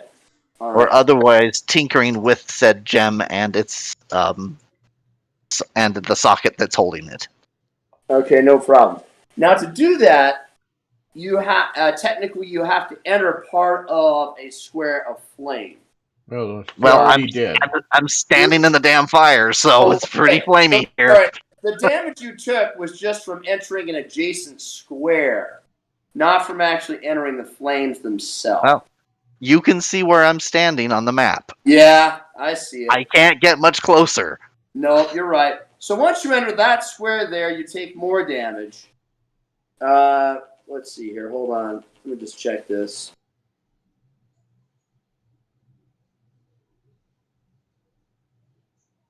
Okay.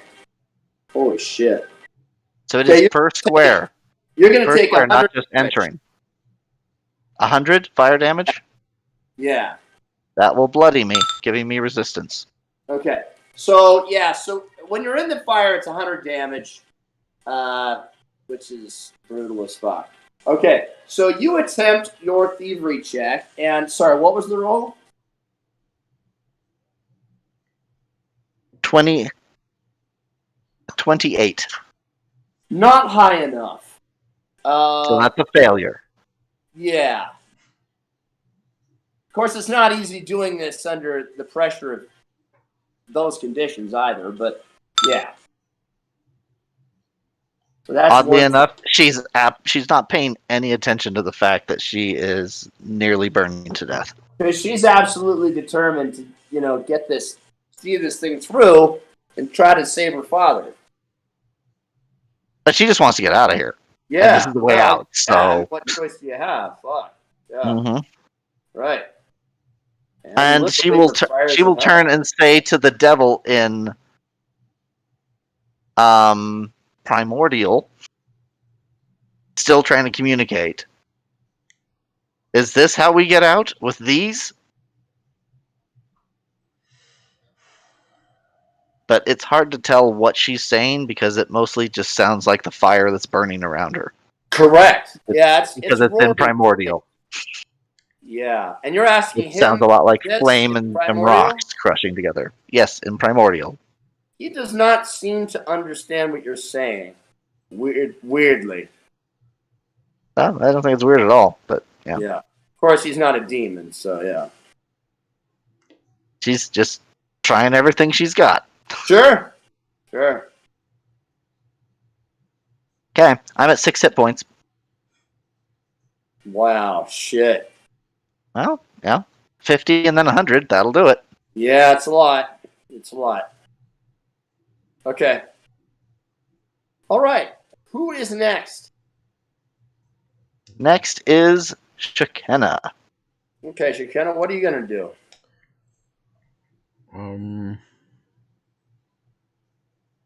Cast Breath of the Stars. Okay.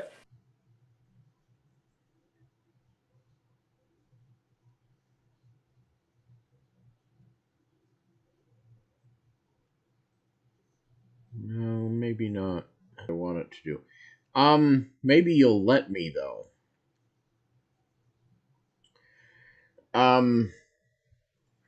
Okay, let me read the power to you, Barry. On a hit, 4 die 8 plus wisdom modifier, cold and radiant damage, and you push the target 5 squares. The target is dazed save ends. Each ally in the blast regains hit points as if he or she had spent a healing surge. Each dying ally in the blast instead regains hit points equal to his or her bloodied value. What I'd like to do with this is push Nikita away from the fire and give her the hit point bonus. So you're going to use an attack power to push her away from the flames so she gets the healing. Yeah, the power would normally damage and push an enemy and heal allies. Yeah. I just want to use the push and the heal part on Nikita. Okay, well, how about this? Under the circumstances, let's let you attempt it if you, let's say you have to, we'll treat the attack roll also as an Arcana check, and it has to be high enough to do this sort of modified version. Give me a second. Yeah. Yeah, she's got terrible Arcana, and she's kind of out of range. Oh, well, okay, wait, let's not say Arcana, let's say religion. Because this isn't an arcane spell. This is divine, yeah. Divine. What's her DC on religion? Well, I'm not going to tell you, but I know what it is. And how far? I'll tell you this: it's not going to be a hard DC. How far away was Nikita when she started taking damage from the fire? 35 feet away. 1 square away from the fire pit. Right. So in other words, once you get within 1 square of the fire, you take damage. And then once you're actually in the flames, you take twice as much. So this square that drop your pointer, Ken. So the square Araceli's pointing at is damage, but this square over here is not damage, correct? Yes, that's correct. Okay. So let's move Shekinah to there then and attempt her thing. Okay, so her religion check is a halfway decent roll. Her religion check is a 30. Okay. Not gonna be good enough. You have ways to boost it. You're gonna have to boost it a fair amount. A fair amount. You said it was going to be an easy check. No, I didn't say easy. I said it wasn't going to be a hard check. Hard as 20 DC, Barry. Yeah. No, not that is not correct. At your difficulty class, it's much more than that. Oh, I forgot about difficulty class in 4th edition. Right. What are the difficulty classes for our current level? I'm not telling you. I'll look it up. That's Well, fine. she does not have I any know way what to it is. boost it It's not significantly. insanely difficult. It's not easy. It's a moderate difficulty. Is how I'm treating it. Okay, she does not have any way to boost it significantly without using an additional power. Right. Okay. No fails. So she can't quite figure out how to do what she wanted to do. Probably also under the pressure of the circumstances and, so on. So instead, she is going to figure out some healing power for darling Nikki over there.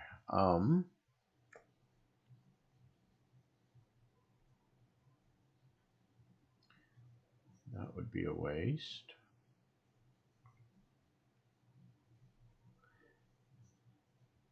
I guess just healing word.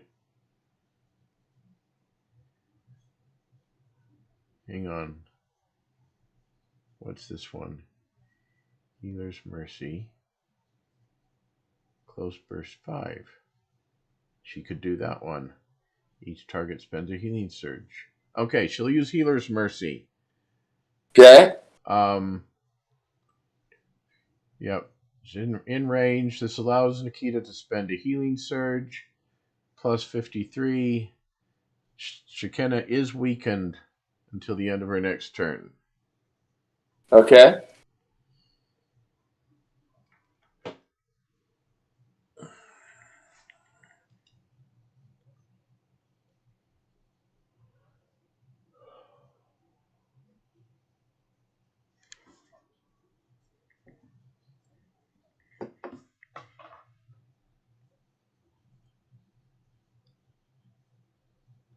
Okay, you got that, Ken? A surge plus 53. And she's bloodied. That's 5 more, 58. Okay, she's no longer bloodied. She'll have just enough hit points to survive the beginning of her next turn. Okay, so descriptive-wise, Shekinah's trying to figure out how to get Nikita out of there. She's only got a couple of seconds, so I'm going to quote-unquote, runs. It's not a mechanical run. To a better vantage point within range of Nikita, and she's trying to figure a way to weave Breath of the Stars into pushing Nikita but not hurting her as it heals her, and she just can't quite figure out how to do it, and so she goes for a raw healing burst.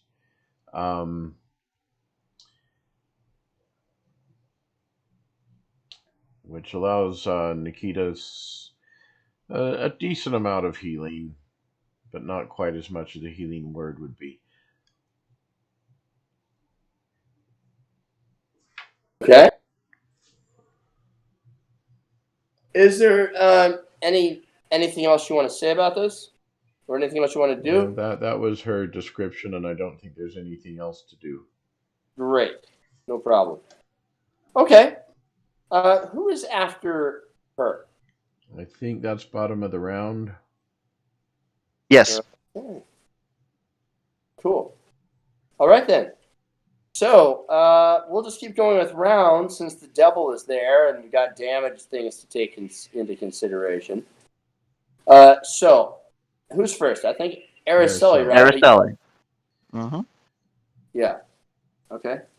Cool. Okay, Araceli grits her teeth teleports to here. Probably takes what, 50 damage? Minus her 56 is what I took. 56 it was? Minus whatever her resistance is. Then she uses Sidelong Twist the Arcane Fabric to teleport herself. How do you select two people? There. And Nikita out. Okay. Thank you. That feels much better. I think I took our little gemstone with me. Yeah, you did. Can you make an Arcana check?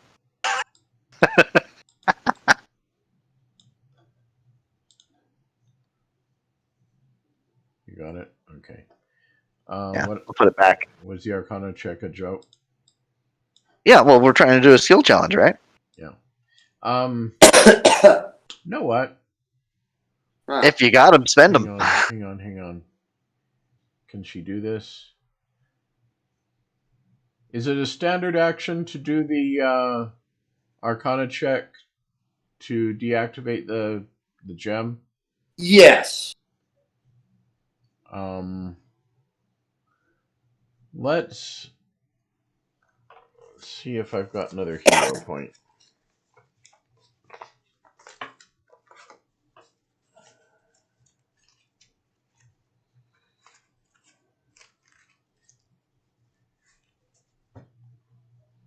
Well,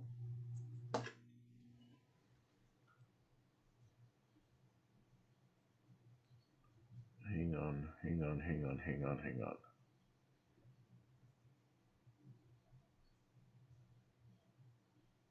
She's got an action point, which gives her a free teleport,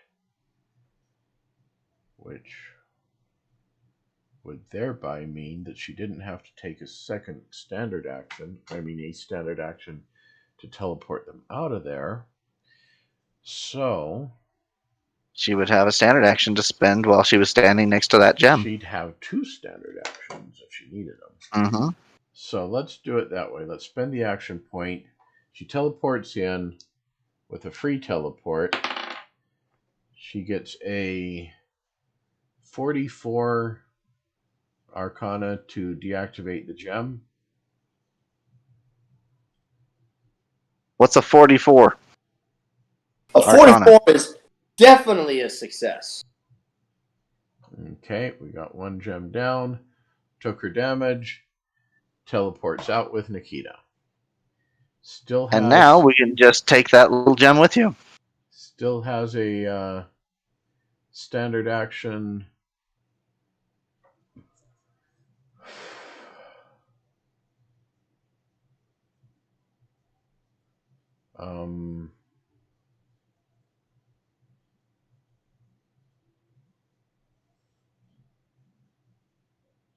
That could work. Do you want to teleport over here and put Nikita next to you? Yeah, what I'm thinking is exactly. She teleported to here and put Nikita there. Would that allow you to do your another standard action on that other gem? Does that work, Barry? I think you have to be right next to it. Is she within where we've got him positioned now? Does that allow her? Is she adjacent enough to that gem to try another disarm? Okay, the gems are. I'm sorry, I don't think I was clear enough. The gems are. They are actually right inside the rim.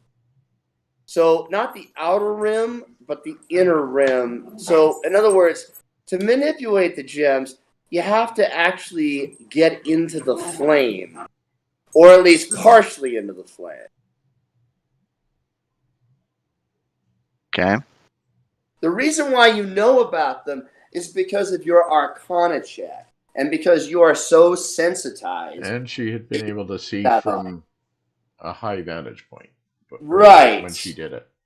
all that together made you able to do that without having to actually get in there and get right next to them and see them. Which means you'd have to spend your standard action on something else, Araceli. Right. Unless you got the hit points to teleport right next to another one. Maybe not. Okay, let's determine what damage she took then, because the way I was picturing it, she you would have had to teleport here, but she'd have had to popped in about there. If that messes up your plan, you can change actions if you want to. Yeah, that's what we're doing. Go ahead and take an alternate reality. We're just changing where she teleported to and how much damage she took. That's all. Yeah, that's what we need to know is where he's Everything else is the same.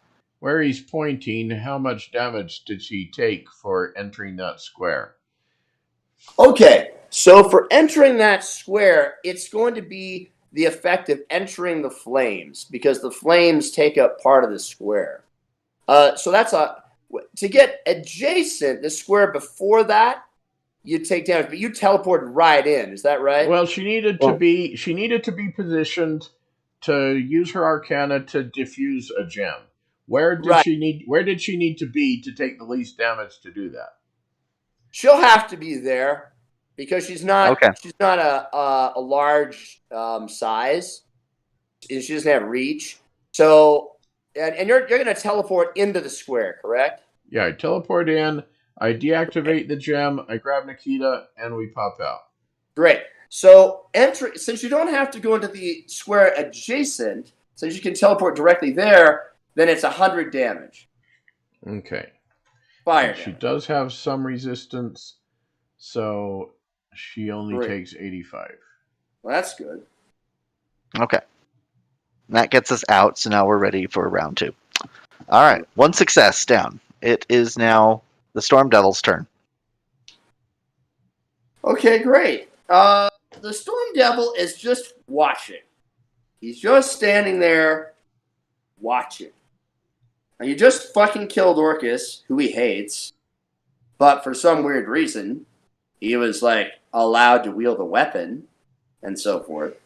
So you don't quite understand the logic here, but he apparently deems it fitting and wise to hold off and just observe for the present. Okay.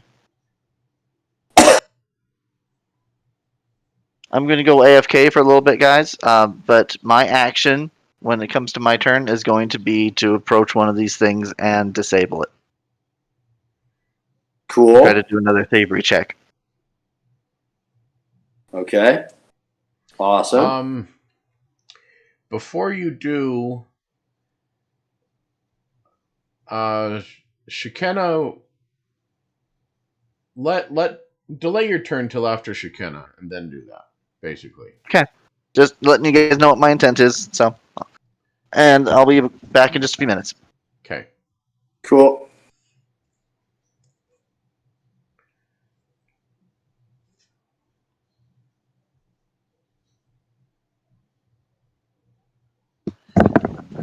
It's Kevin's turn, by the way.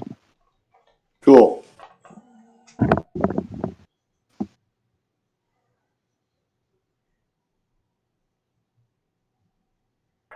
All right, in that case, I'm going to come over about 2 squares away from the edge. Actually, no, 1 square away from the edge. Like there or there? Hasn't moved yet. Remember, I'm on the YouTube stream. Yeah. Okay. When it catches up, it should right there. The closer one. The closer one. Okay. Oh.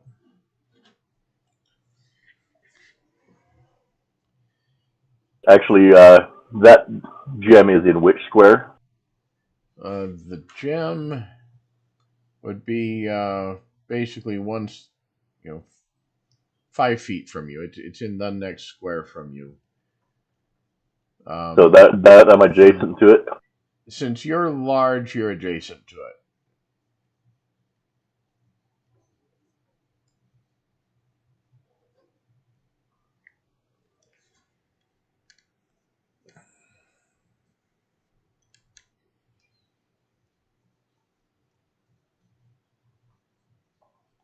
I think I'm going to try to rip it out. Okay. Is that an athletics or what? This is going to. Let's see. I Okay. think he All was right. saying thievery or arcana or religion. Yes. Now, you could try to rip it out, and if you fail, then you'll instead inflict damage on it. Okay. I will let you attempt it. Yes, so it would be athletics. I'm just going to make it harder. So go right ahead. 41 Not athletics. quite Actually, enough. I'm going to let me use one of my item powers to make that a 43, and everybody gets +2 to skill checks for the rest of the round. Okay. That's not quite enough. Do you have any way to boost that further? I think I have 1 hero point left. If you want to use it, you can. Turn it into a 45. Okay, you rip it right out. It is deactivated. So that one is. So you've had so far, if I remember correctly, I think it's been 2 successes so far, if I'm not mistaken. Yes, we've got 2 successes. Yes, you got 2 to go, and there's been 1 failure. That was pretty good though. That was, geez, that was Herculean. That was major. I got a pretty good athletics. Yeah. Because otherwise, you likely would have crushed it, which would still have been a success, but it would have kind of come at a cost. Like the earth-shattering kaboom type of cost, I'm guessing. Yeah, he said something about an Yeah. arcane backlash. Right.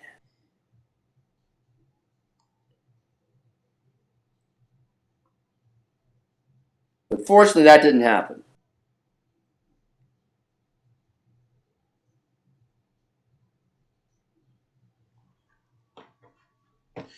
Okay, is it Shekinah's turn? I believe it is. Okay, Shekinah uses divine skill on Nikita. The minor action gives her a +8 on her next skill check. Then she's got the +2 from Takmanar's item bonus or whatever that was. And Oh, yeah, and I forgot one more thing. Yeah. I'm going to use another item daily power and give everybody 30 fire resistance until the start of my next turn. Awesome. Cool. So everybody's got 30 fire resistance? Yes. Wow. Okay.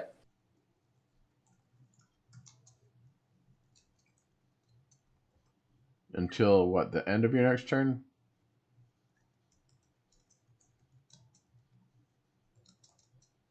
Talk? Was that the end of your next turn?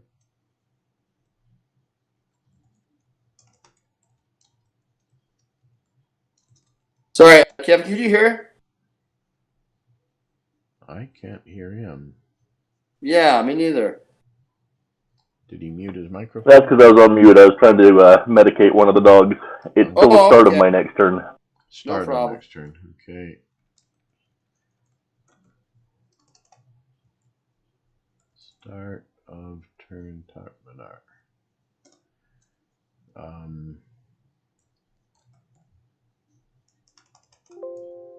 Everybody +2 skill challenge, skill check from Talk. Did he say until the end of the encounter? Or just next check?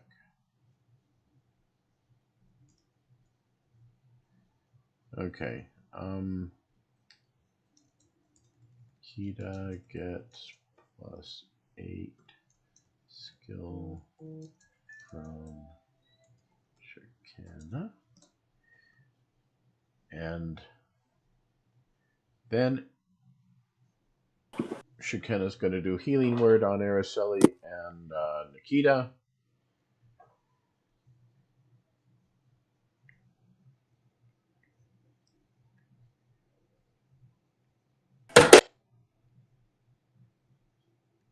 Okay. Okay. So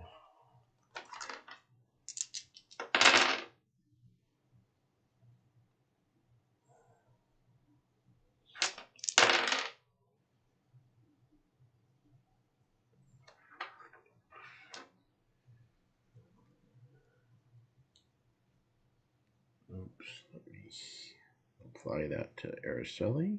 Gain. I'm back. Okay.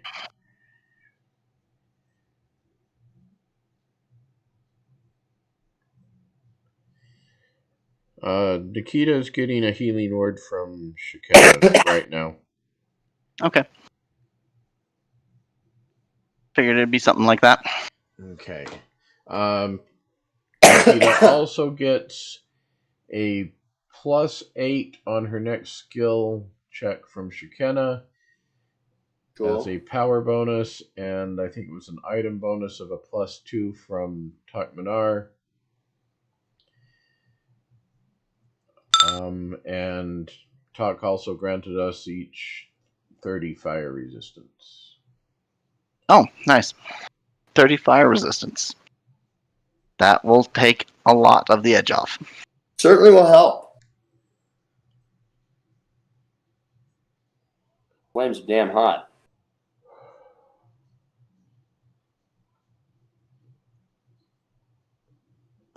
All right. Well, if Shikana has finished her turn, Yep. Nikita will go over and do it. Okay.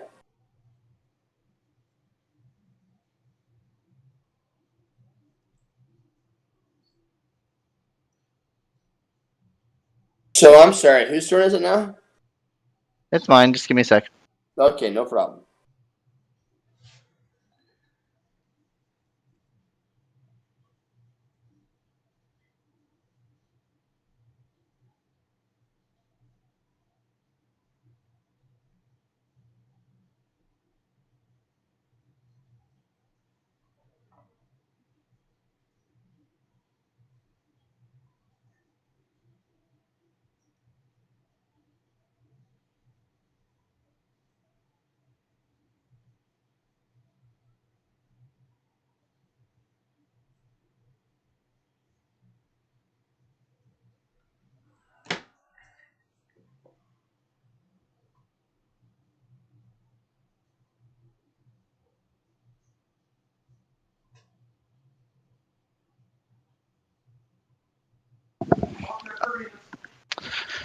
Okay, I'm back.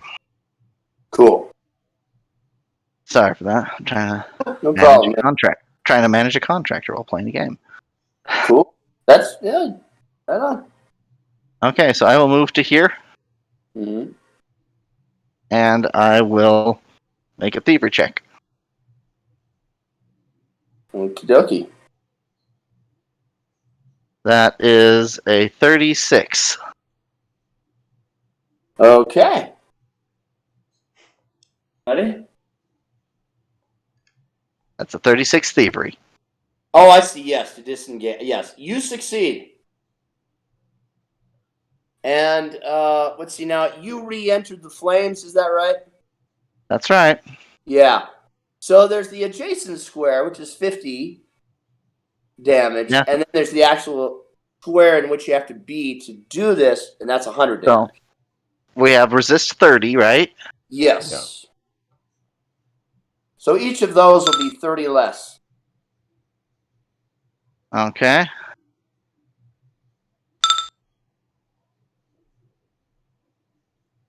And that's got me at just one above bloodied value, which will allow me to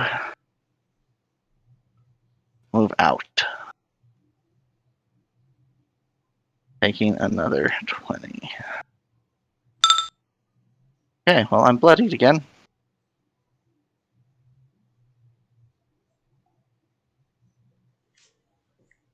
But we only have one more to go. And it's Araceli's turn. Okay.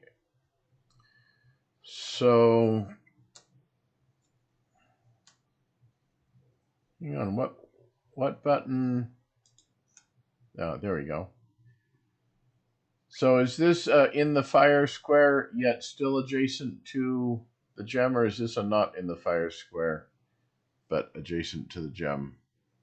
Oh, okay. That would be considered. Yeah. Okay, so Which one? the way it's going to work is to get to the gem, you're going to have to be In the fire? Yeah, we're going to say that square right there is considered technically in the fire. Okay.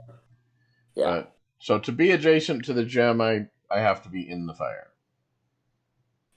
Yeah. Okay. So teleport to yonder. Cool. So that's 100 damage minus whatever resistance.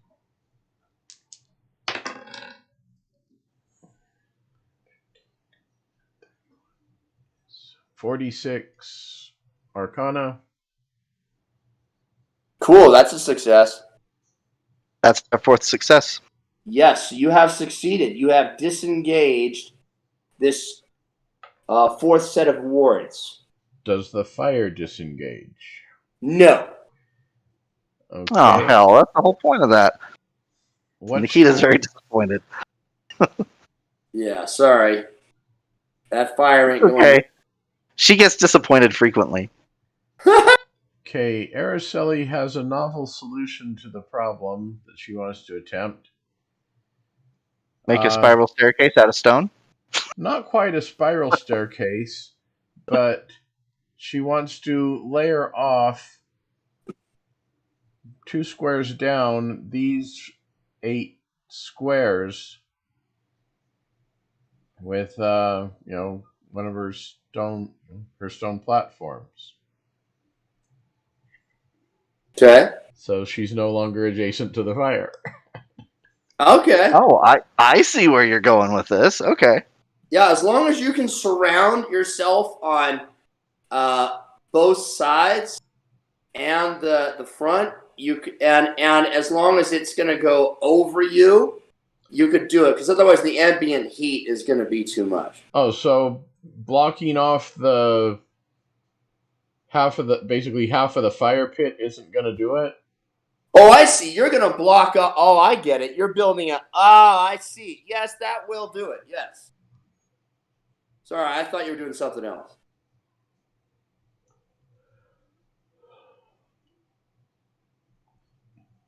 All right. That brings us to Takmanar's turn, right? Or shall we proceed outside of encounter order since the devil has shown no sign of wanting to engage us? You can definitely proceed out of encounter order if you want to. Okay.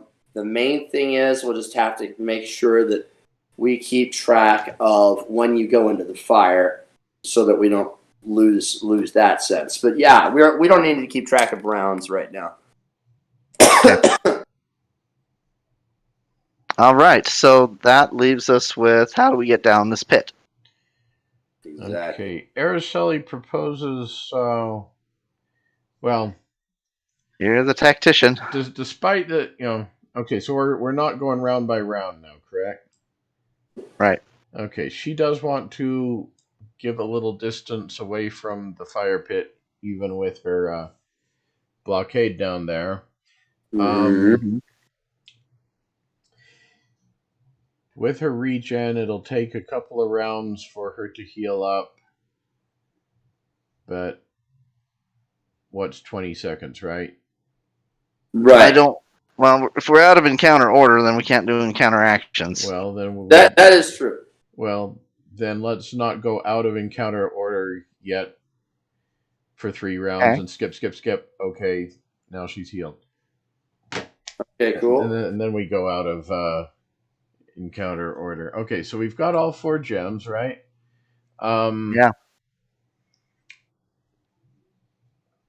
Okay, what Araceli wants to propose, as she was healing up, she was explaining, is she can cast Arcane Gate.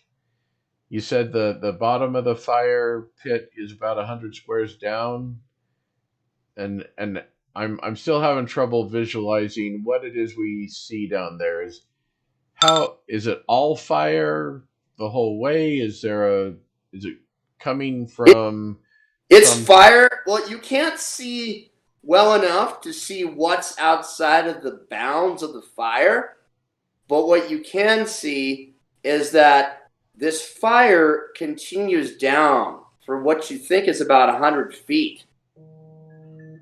And the reason you can tell is partially due to your arcane sensibility, and partially due to very, very intermittent glimpses through through the flames, and they're strangely providing a semi-visibility to some small degree.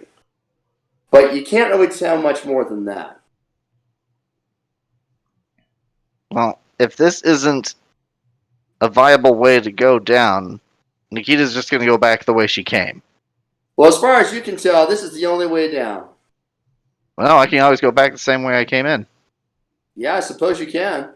I mean, taking 1,000 points of fire damage is not Nikita's idea of a fun time. She's suicidal, but only when she's got a goal in mind. Indeed. Does anybody have a way to speak to this devil? No. There's only one way that Araceli can think of, and that's by utilizing her warlock. Uh-huh. Okay.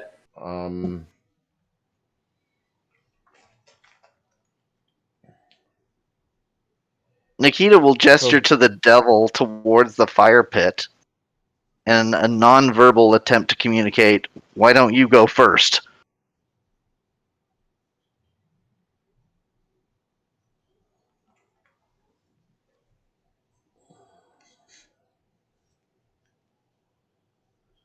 That's a diplomacy of 36. I do not know what the DC of that is. Okay, I assume a minus 10 for not knowing the language. So 26. Right. So you're attempting to communicate with the devil. Yeah, through miming and gesturing. Okay. All right. And I'll also use Elven. Express to him. I'll speak in Elven as well, which I'm sure he doesn't understand. Right. And I'm trying to impress to him, gesturing for him to go down the tunnel first. Okay.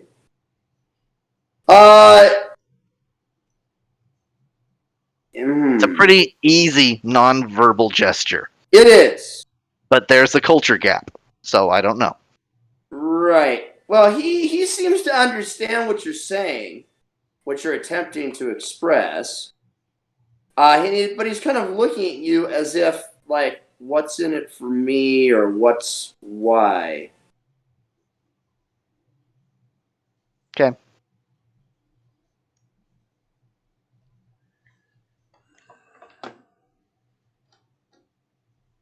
So I'll give you guys a couple more attempts to figure out how to get past this fire, and then Nikita's going to go back the way she came in. Okay. Now by disabling these gems, that also unmoored our ship or unbounded or whatever, right? It's the fourth of a series of wards.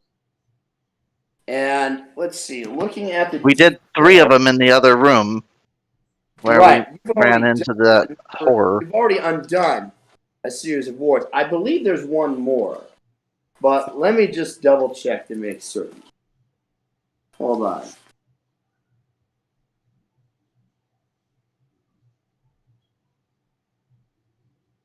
I'm just checking something here.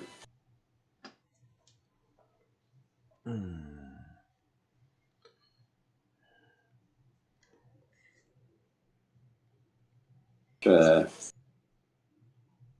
Hold on.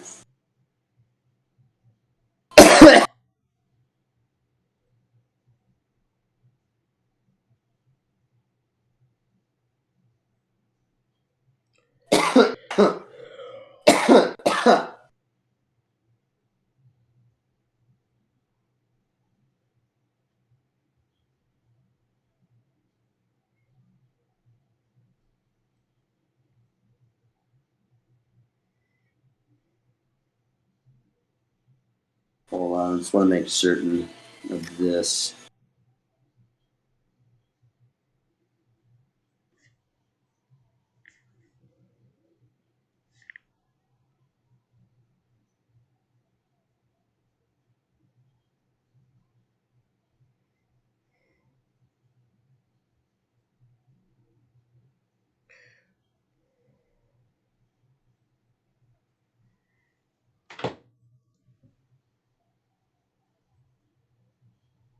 And we're now at 5:20, so we may have to wrap soon.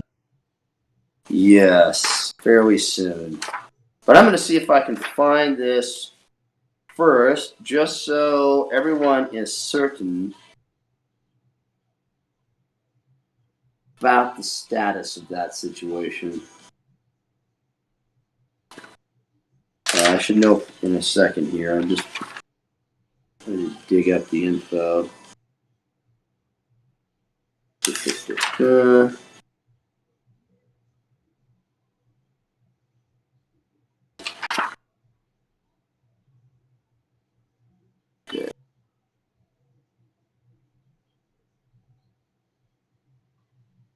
Pretty sure it was 5 wards, but I'm just checking.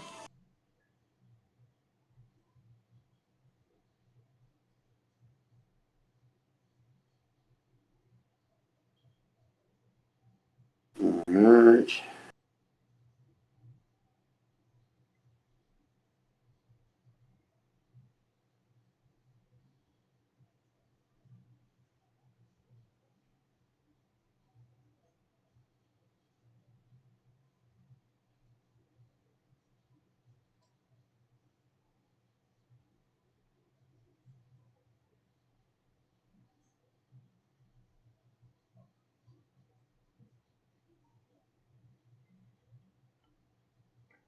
Hold on. I'm retracing my steps here to make sure I've got the info that's needed. I know it's right in here. Should have the answer for you in a second.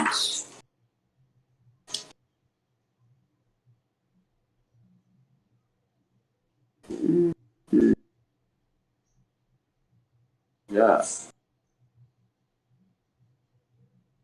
Huh? Oh, good God.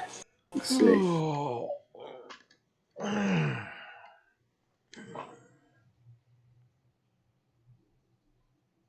Okay, well, I can say this much. Oh, wait. I can say this much. The only way out of here is down. And so there's got to be a way that you haven't discovered yet. And you're telling me you have no way to talk to this devil, correct? Or, Aristotle, did you say you do have a way? There is a way. There's got to be another way besides going full warlock. I don't think that's a good idea. Yeah, she would definitely rather not. And so far, Talk, why don't you try breathing ice on it, see if that helps. so far, Araceli it hasn't crossed her mind that she needs to talk to the devil. Mm-hmm. So that's kind of the other obstacle here is, Nikita's trying to, and it's but doing nothing. It's freaking Nikita. Sorry, Nikita, but it's Nikita. Of course. Nikita does very oddball things. And she does. And Araceli largely ignores them. Mm-hmm. Unless it's something like walking right into 150 point per round fire, and then she has to teleport in and rescue her ass and drag her out. Yeah. She didn't ignore that, but it makes her even less likely to take heed of things that Nikita does. Nikita's a very impulsive girl. It makes sense. Yeah. You wouldn't listen to her.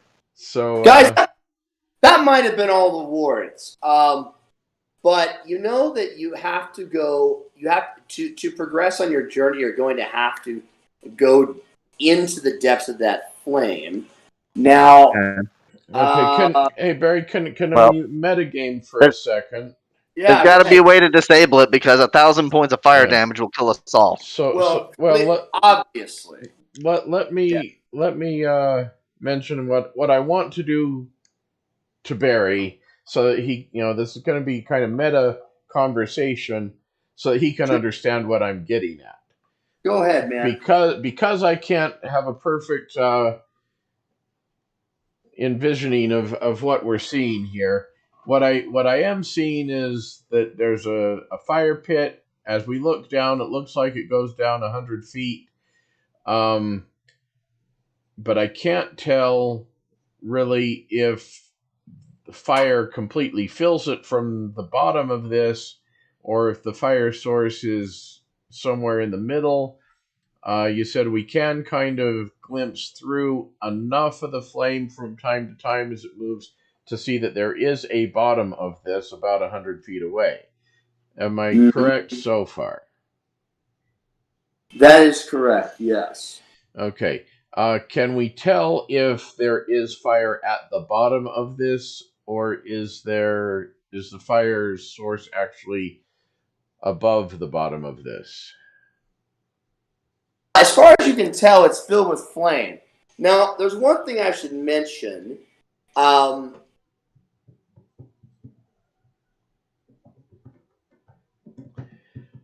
The wand. Who's got the mace? Talk does right now. Talk does. Okay. What is your passive perception? Whose? Everyone. Araceli sucks, but Shekinah's is pretty good. Who's got the highest passive perception? Talkmanar. Shekinah's What is 32. Mine's 33. Really? Yes. Okay. Talk, you notice as they're trying to figure this shit out, and maybe partially just because you're not stressed about fire, as you're holding the mace, I mean, are you holding it? Or what are you doing with Yes, indeed. Okay. You notice that along its considerably long shaft, there are bumps along the shaft. Okay. Sort of like, like how a hand grip will often have bumps. But these bumps are at regular intervals. And that's not such a big deal. But you notice that there's something a little bit odd about it, that these bumps have a slightly different color from the rest of the mace's shaft, which seems to be made out of some kind of steely gray metal, and that these bumps form a ring around the shaft, and they have like a dull kind of reddish glow within them, but not like they're bands. And you think they might be bands that are different, like they don't seem to be inlaid into the handle. It's like they were somehow slid onto it. You don't see a seam in these ridges or these rings. And they have a faint heat, you think, that they radiate, which you only notice after holding it for a little bit. Very subtle. And they have I call her a Sully over. subtle glow inside of them. Okay. But it's hard to you don't detect it at first because it's easily missed because of the flames of the fire. Like it could easily just be perceived as just kind of a reflection off of the fire itself. But then you start to wonder, wait a minute, is this coming out of these ridges or these bands, so to speak? Does that I make call sense? Araceli over to look at it. Okay, Araceli teleports over next to Todd. Takes Okay. a look at it. All right. What do you want to do? Arcana check. Okay. I think my last 3 Arcana checks I've rolled 15s, which is a 46. Okay. 46, you said? Yes. Well, that's really fucking high. All right. You realize that what you're looking at are a series of bands, much like magic rings, that can change in size to fit what they are slid onto. Now, they're not active right now because there's multiple. Oh, hold on. My girlfriend's calling me. 1 second. Let me check. Hey, babe. Yeah, we're just playing because you're not here yet, but we figured you probably would need to stop soon because I haven't gone to the bathroom yet and I haven't taken, I haven't finished that whole process. How soon do you think you'll be here? Her house, so probably like 20 minutes or something. Okay, cool.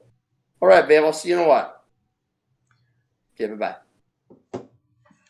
All right, so Araceli, yeah, I mean, you got an amazing score. That's really, really good. And because of your arcane knowledge and so forth, and because he's already noticed something, you're able to figure it out. So you realize what you're looking at are some kind of bands or magic rings or something of that sort that have been slid onto the shaft of this mace for safekeeping. And that they have the property of making you immune to the flame of this column of fire. So basically, anybody who puts this on who doesn't have fire immunity will be immune to that fire. And there just happens And to that be it 4 can of be them. removed, and you did a high enough Arcana check that you can simply just take them off. But you can slide them off. You would not be able to do that by brute force. It's something you have to have the arcane know-how to be able to accomplish. So she imitates Fezzik and says, "There were 4 horses and 4 rings, and I figured there were 4 of us."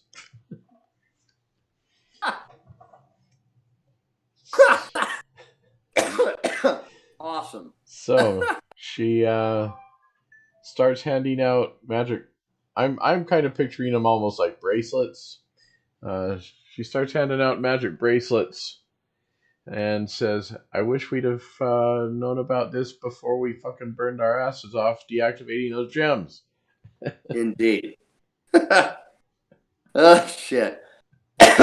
Okay. So what are you going to do now? Araceli is still going to do what she kind of had thought about doing initially and cast Arcane Gate here and at the bottom of the fire pit, and we can all teleport down to the bottom. Cool. Okay. Are we taking a short rest here? Or are we moving on? Yeah, I would say short rest.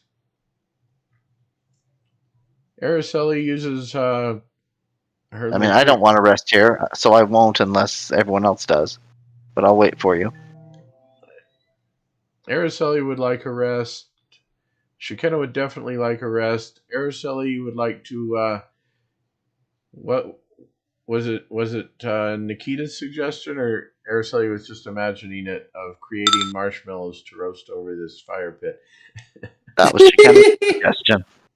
That was Shekinah's? Mm-hmm.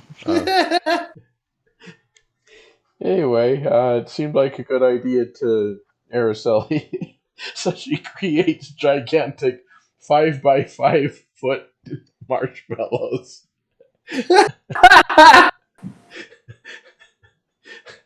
I suppose while we're resting here, we might as well look around, see what else is here. Maybe there's some other clue about what's going on, aside from these elemental ships going to this forge of the thing. this forge of something. Right. Oh yeah, and I'm going to have to peel some skin off of Orcus's corpse. Okay. There should be plenty. I smushed him real Yeah. good. Plenty Broke of that fat, grape. too. Yeah, we burst that grape real nice.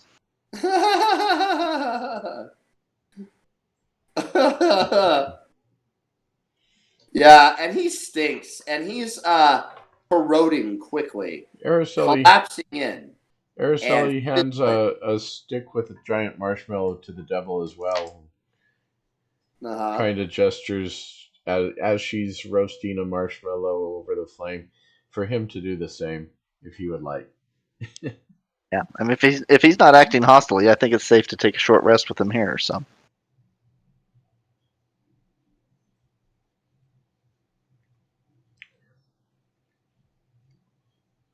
In fact, how long has it been since we've eaten? She could pull out the feast table and.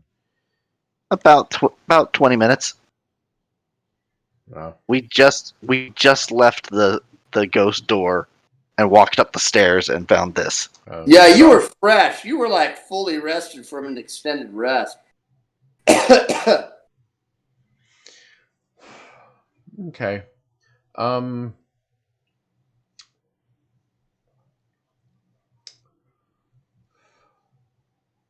Anyway, we gather up the 4 gems that we pulled out of the fire.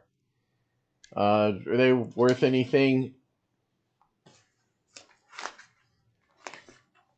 Barriot? What else do we find while we're here? That's all, really. How much were those gems worth? Oh, gee. I mean, they're essentially an abyssal analog to astral diamonds, but they're not actually astral diamonds. You've never seen this type of stone before.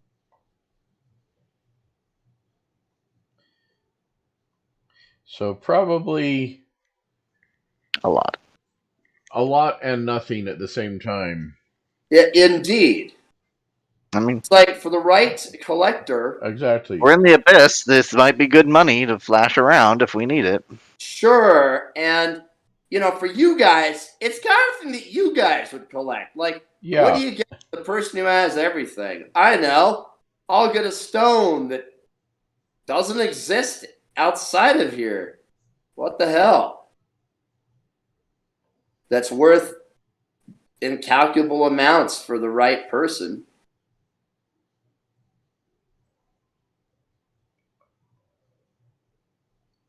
And that's kind of where you guys are at. You have everything you could possibly want. So they're of much greater value just being on display at Belden's Rest.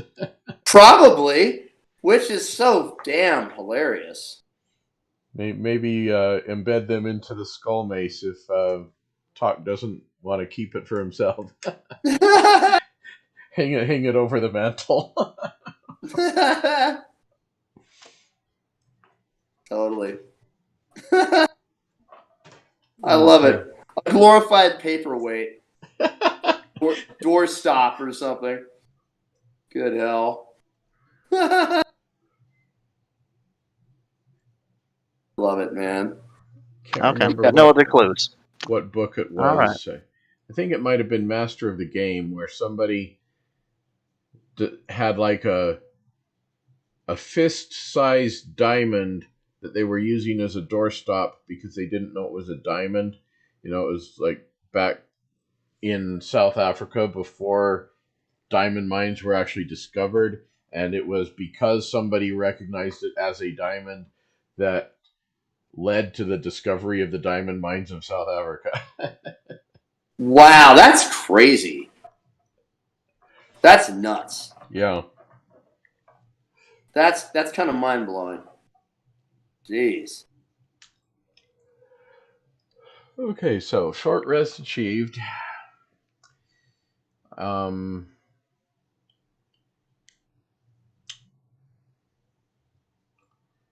Rest, short rest. Corsairacelli. Short rest. Okay. Um,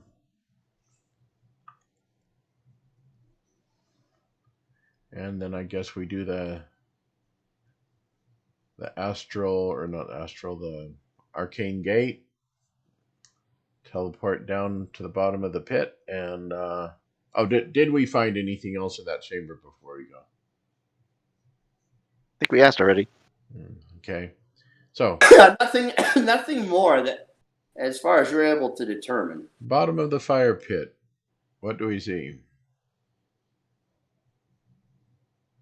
Okay, so you're there, and you have arrived in. Let's see here, Ken. This is going to be I'm on it. R9.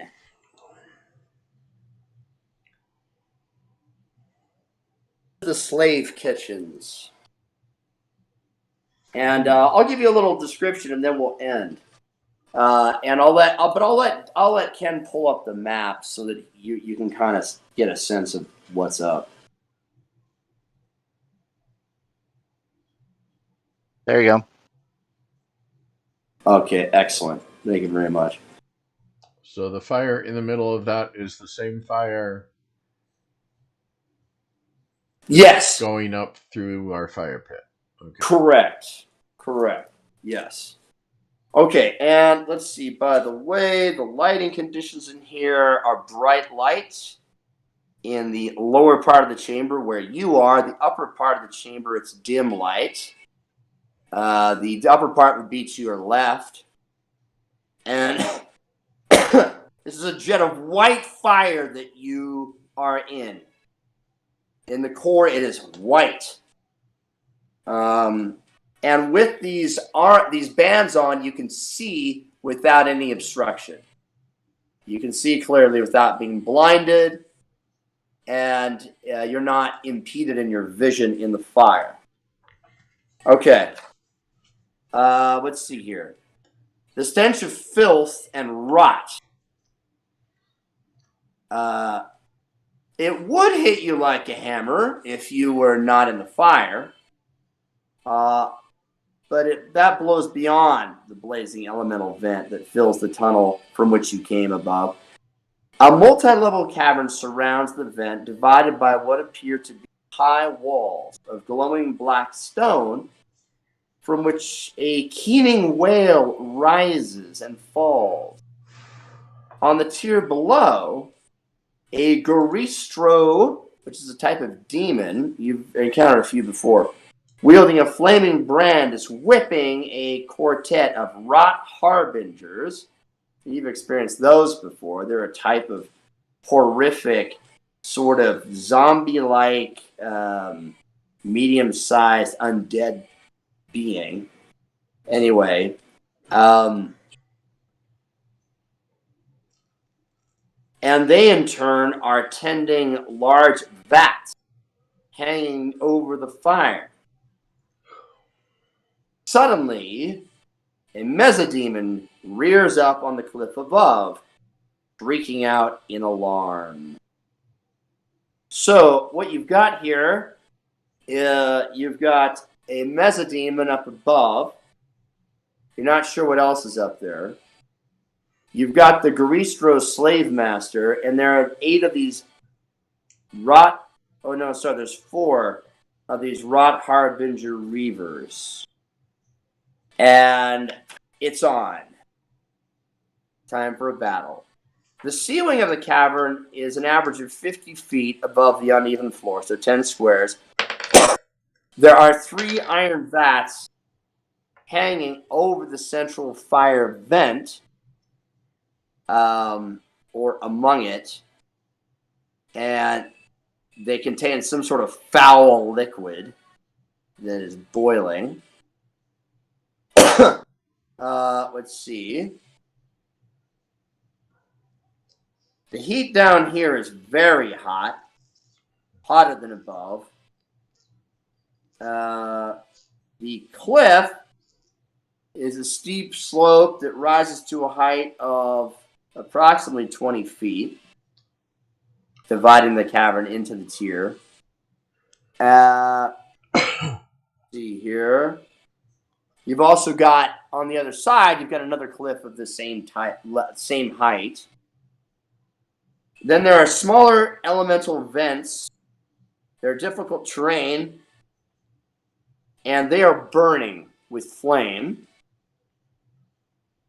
And that is everything that requires description, other than the fact that there is obviously an exit to the south. So basically, we're still in the fire at this point. You are.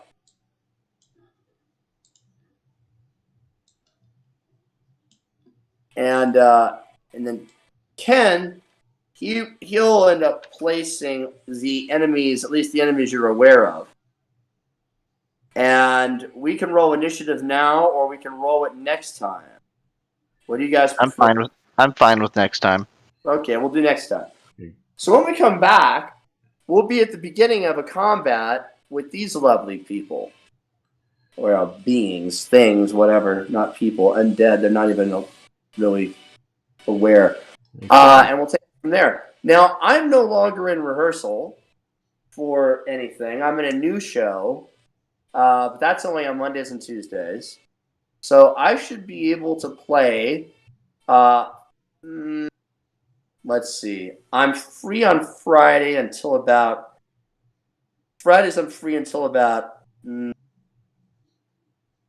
8-ish. Or 7. 7 would be better. Saturdays I could do around the same time.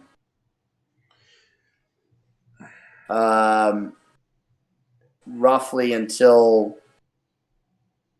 about 7-ish. So by the same time, are you talking 2 o'clock or 3 o'clock? I could do 2. I could do 3. Depends on what works for you guys. I would rather do Fridays if that could work for everyone. Better for me. Fridays for me, 3 o'clock's better than 2. Well, I can't do anything for 4 on Friday. Right. Well, if we played at 4, if that worked for Kevin and if that worked for Ted, I'm sure I could do 4. I could play till about. The rest of us will do 4. Barrett, you put it on your calendar for 3. Yeah, totally. Noted. I can play till about 7, possibly a little later. If I can play later, I definitely will. Might even be able to play till 7:30-ish. 7's fine. Okay. All right. 7's fine. I don't need to push it. Yeah, let me pull up my calendar and put it on right now, just so I can make sure there's no conflicts. There shouldn't be. Hey Ken, could you give us some little token in that square to indicate where the arcane gate is? I'll give you something. How long Araceli will sustain it, but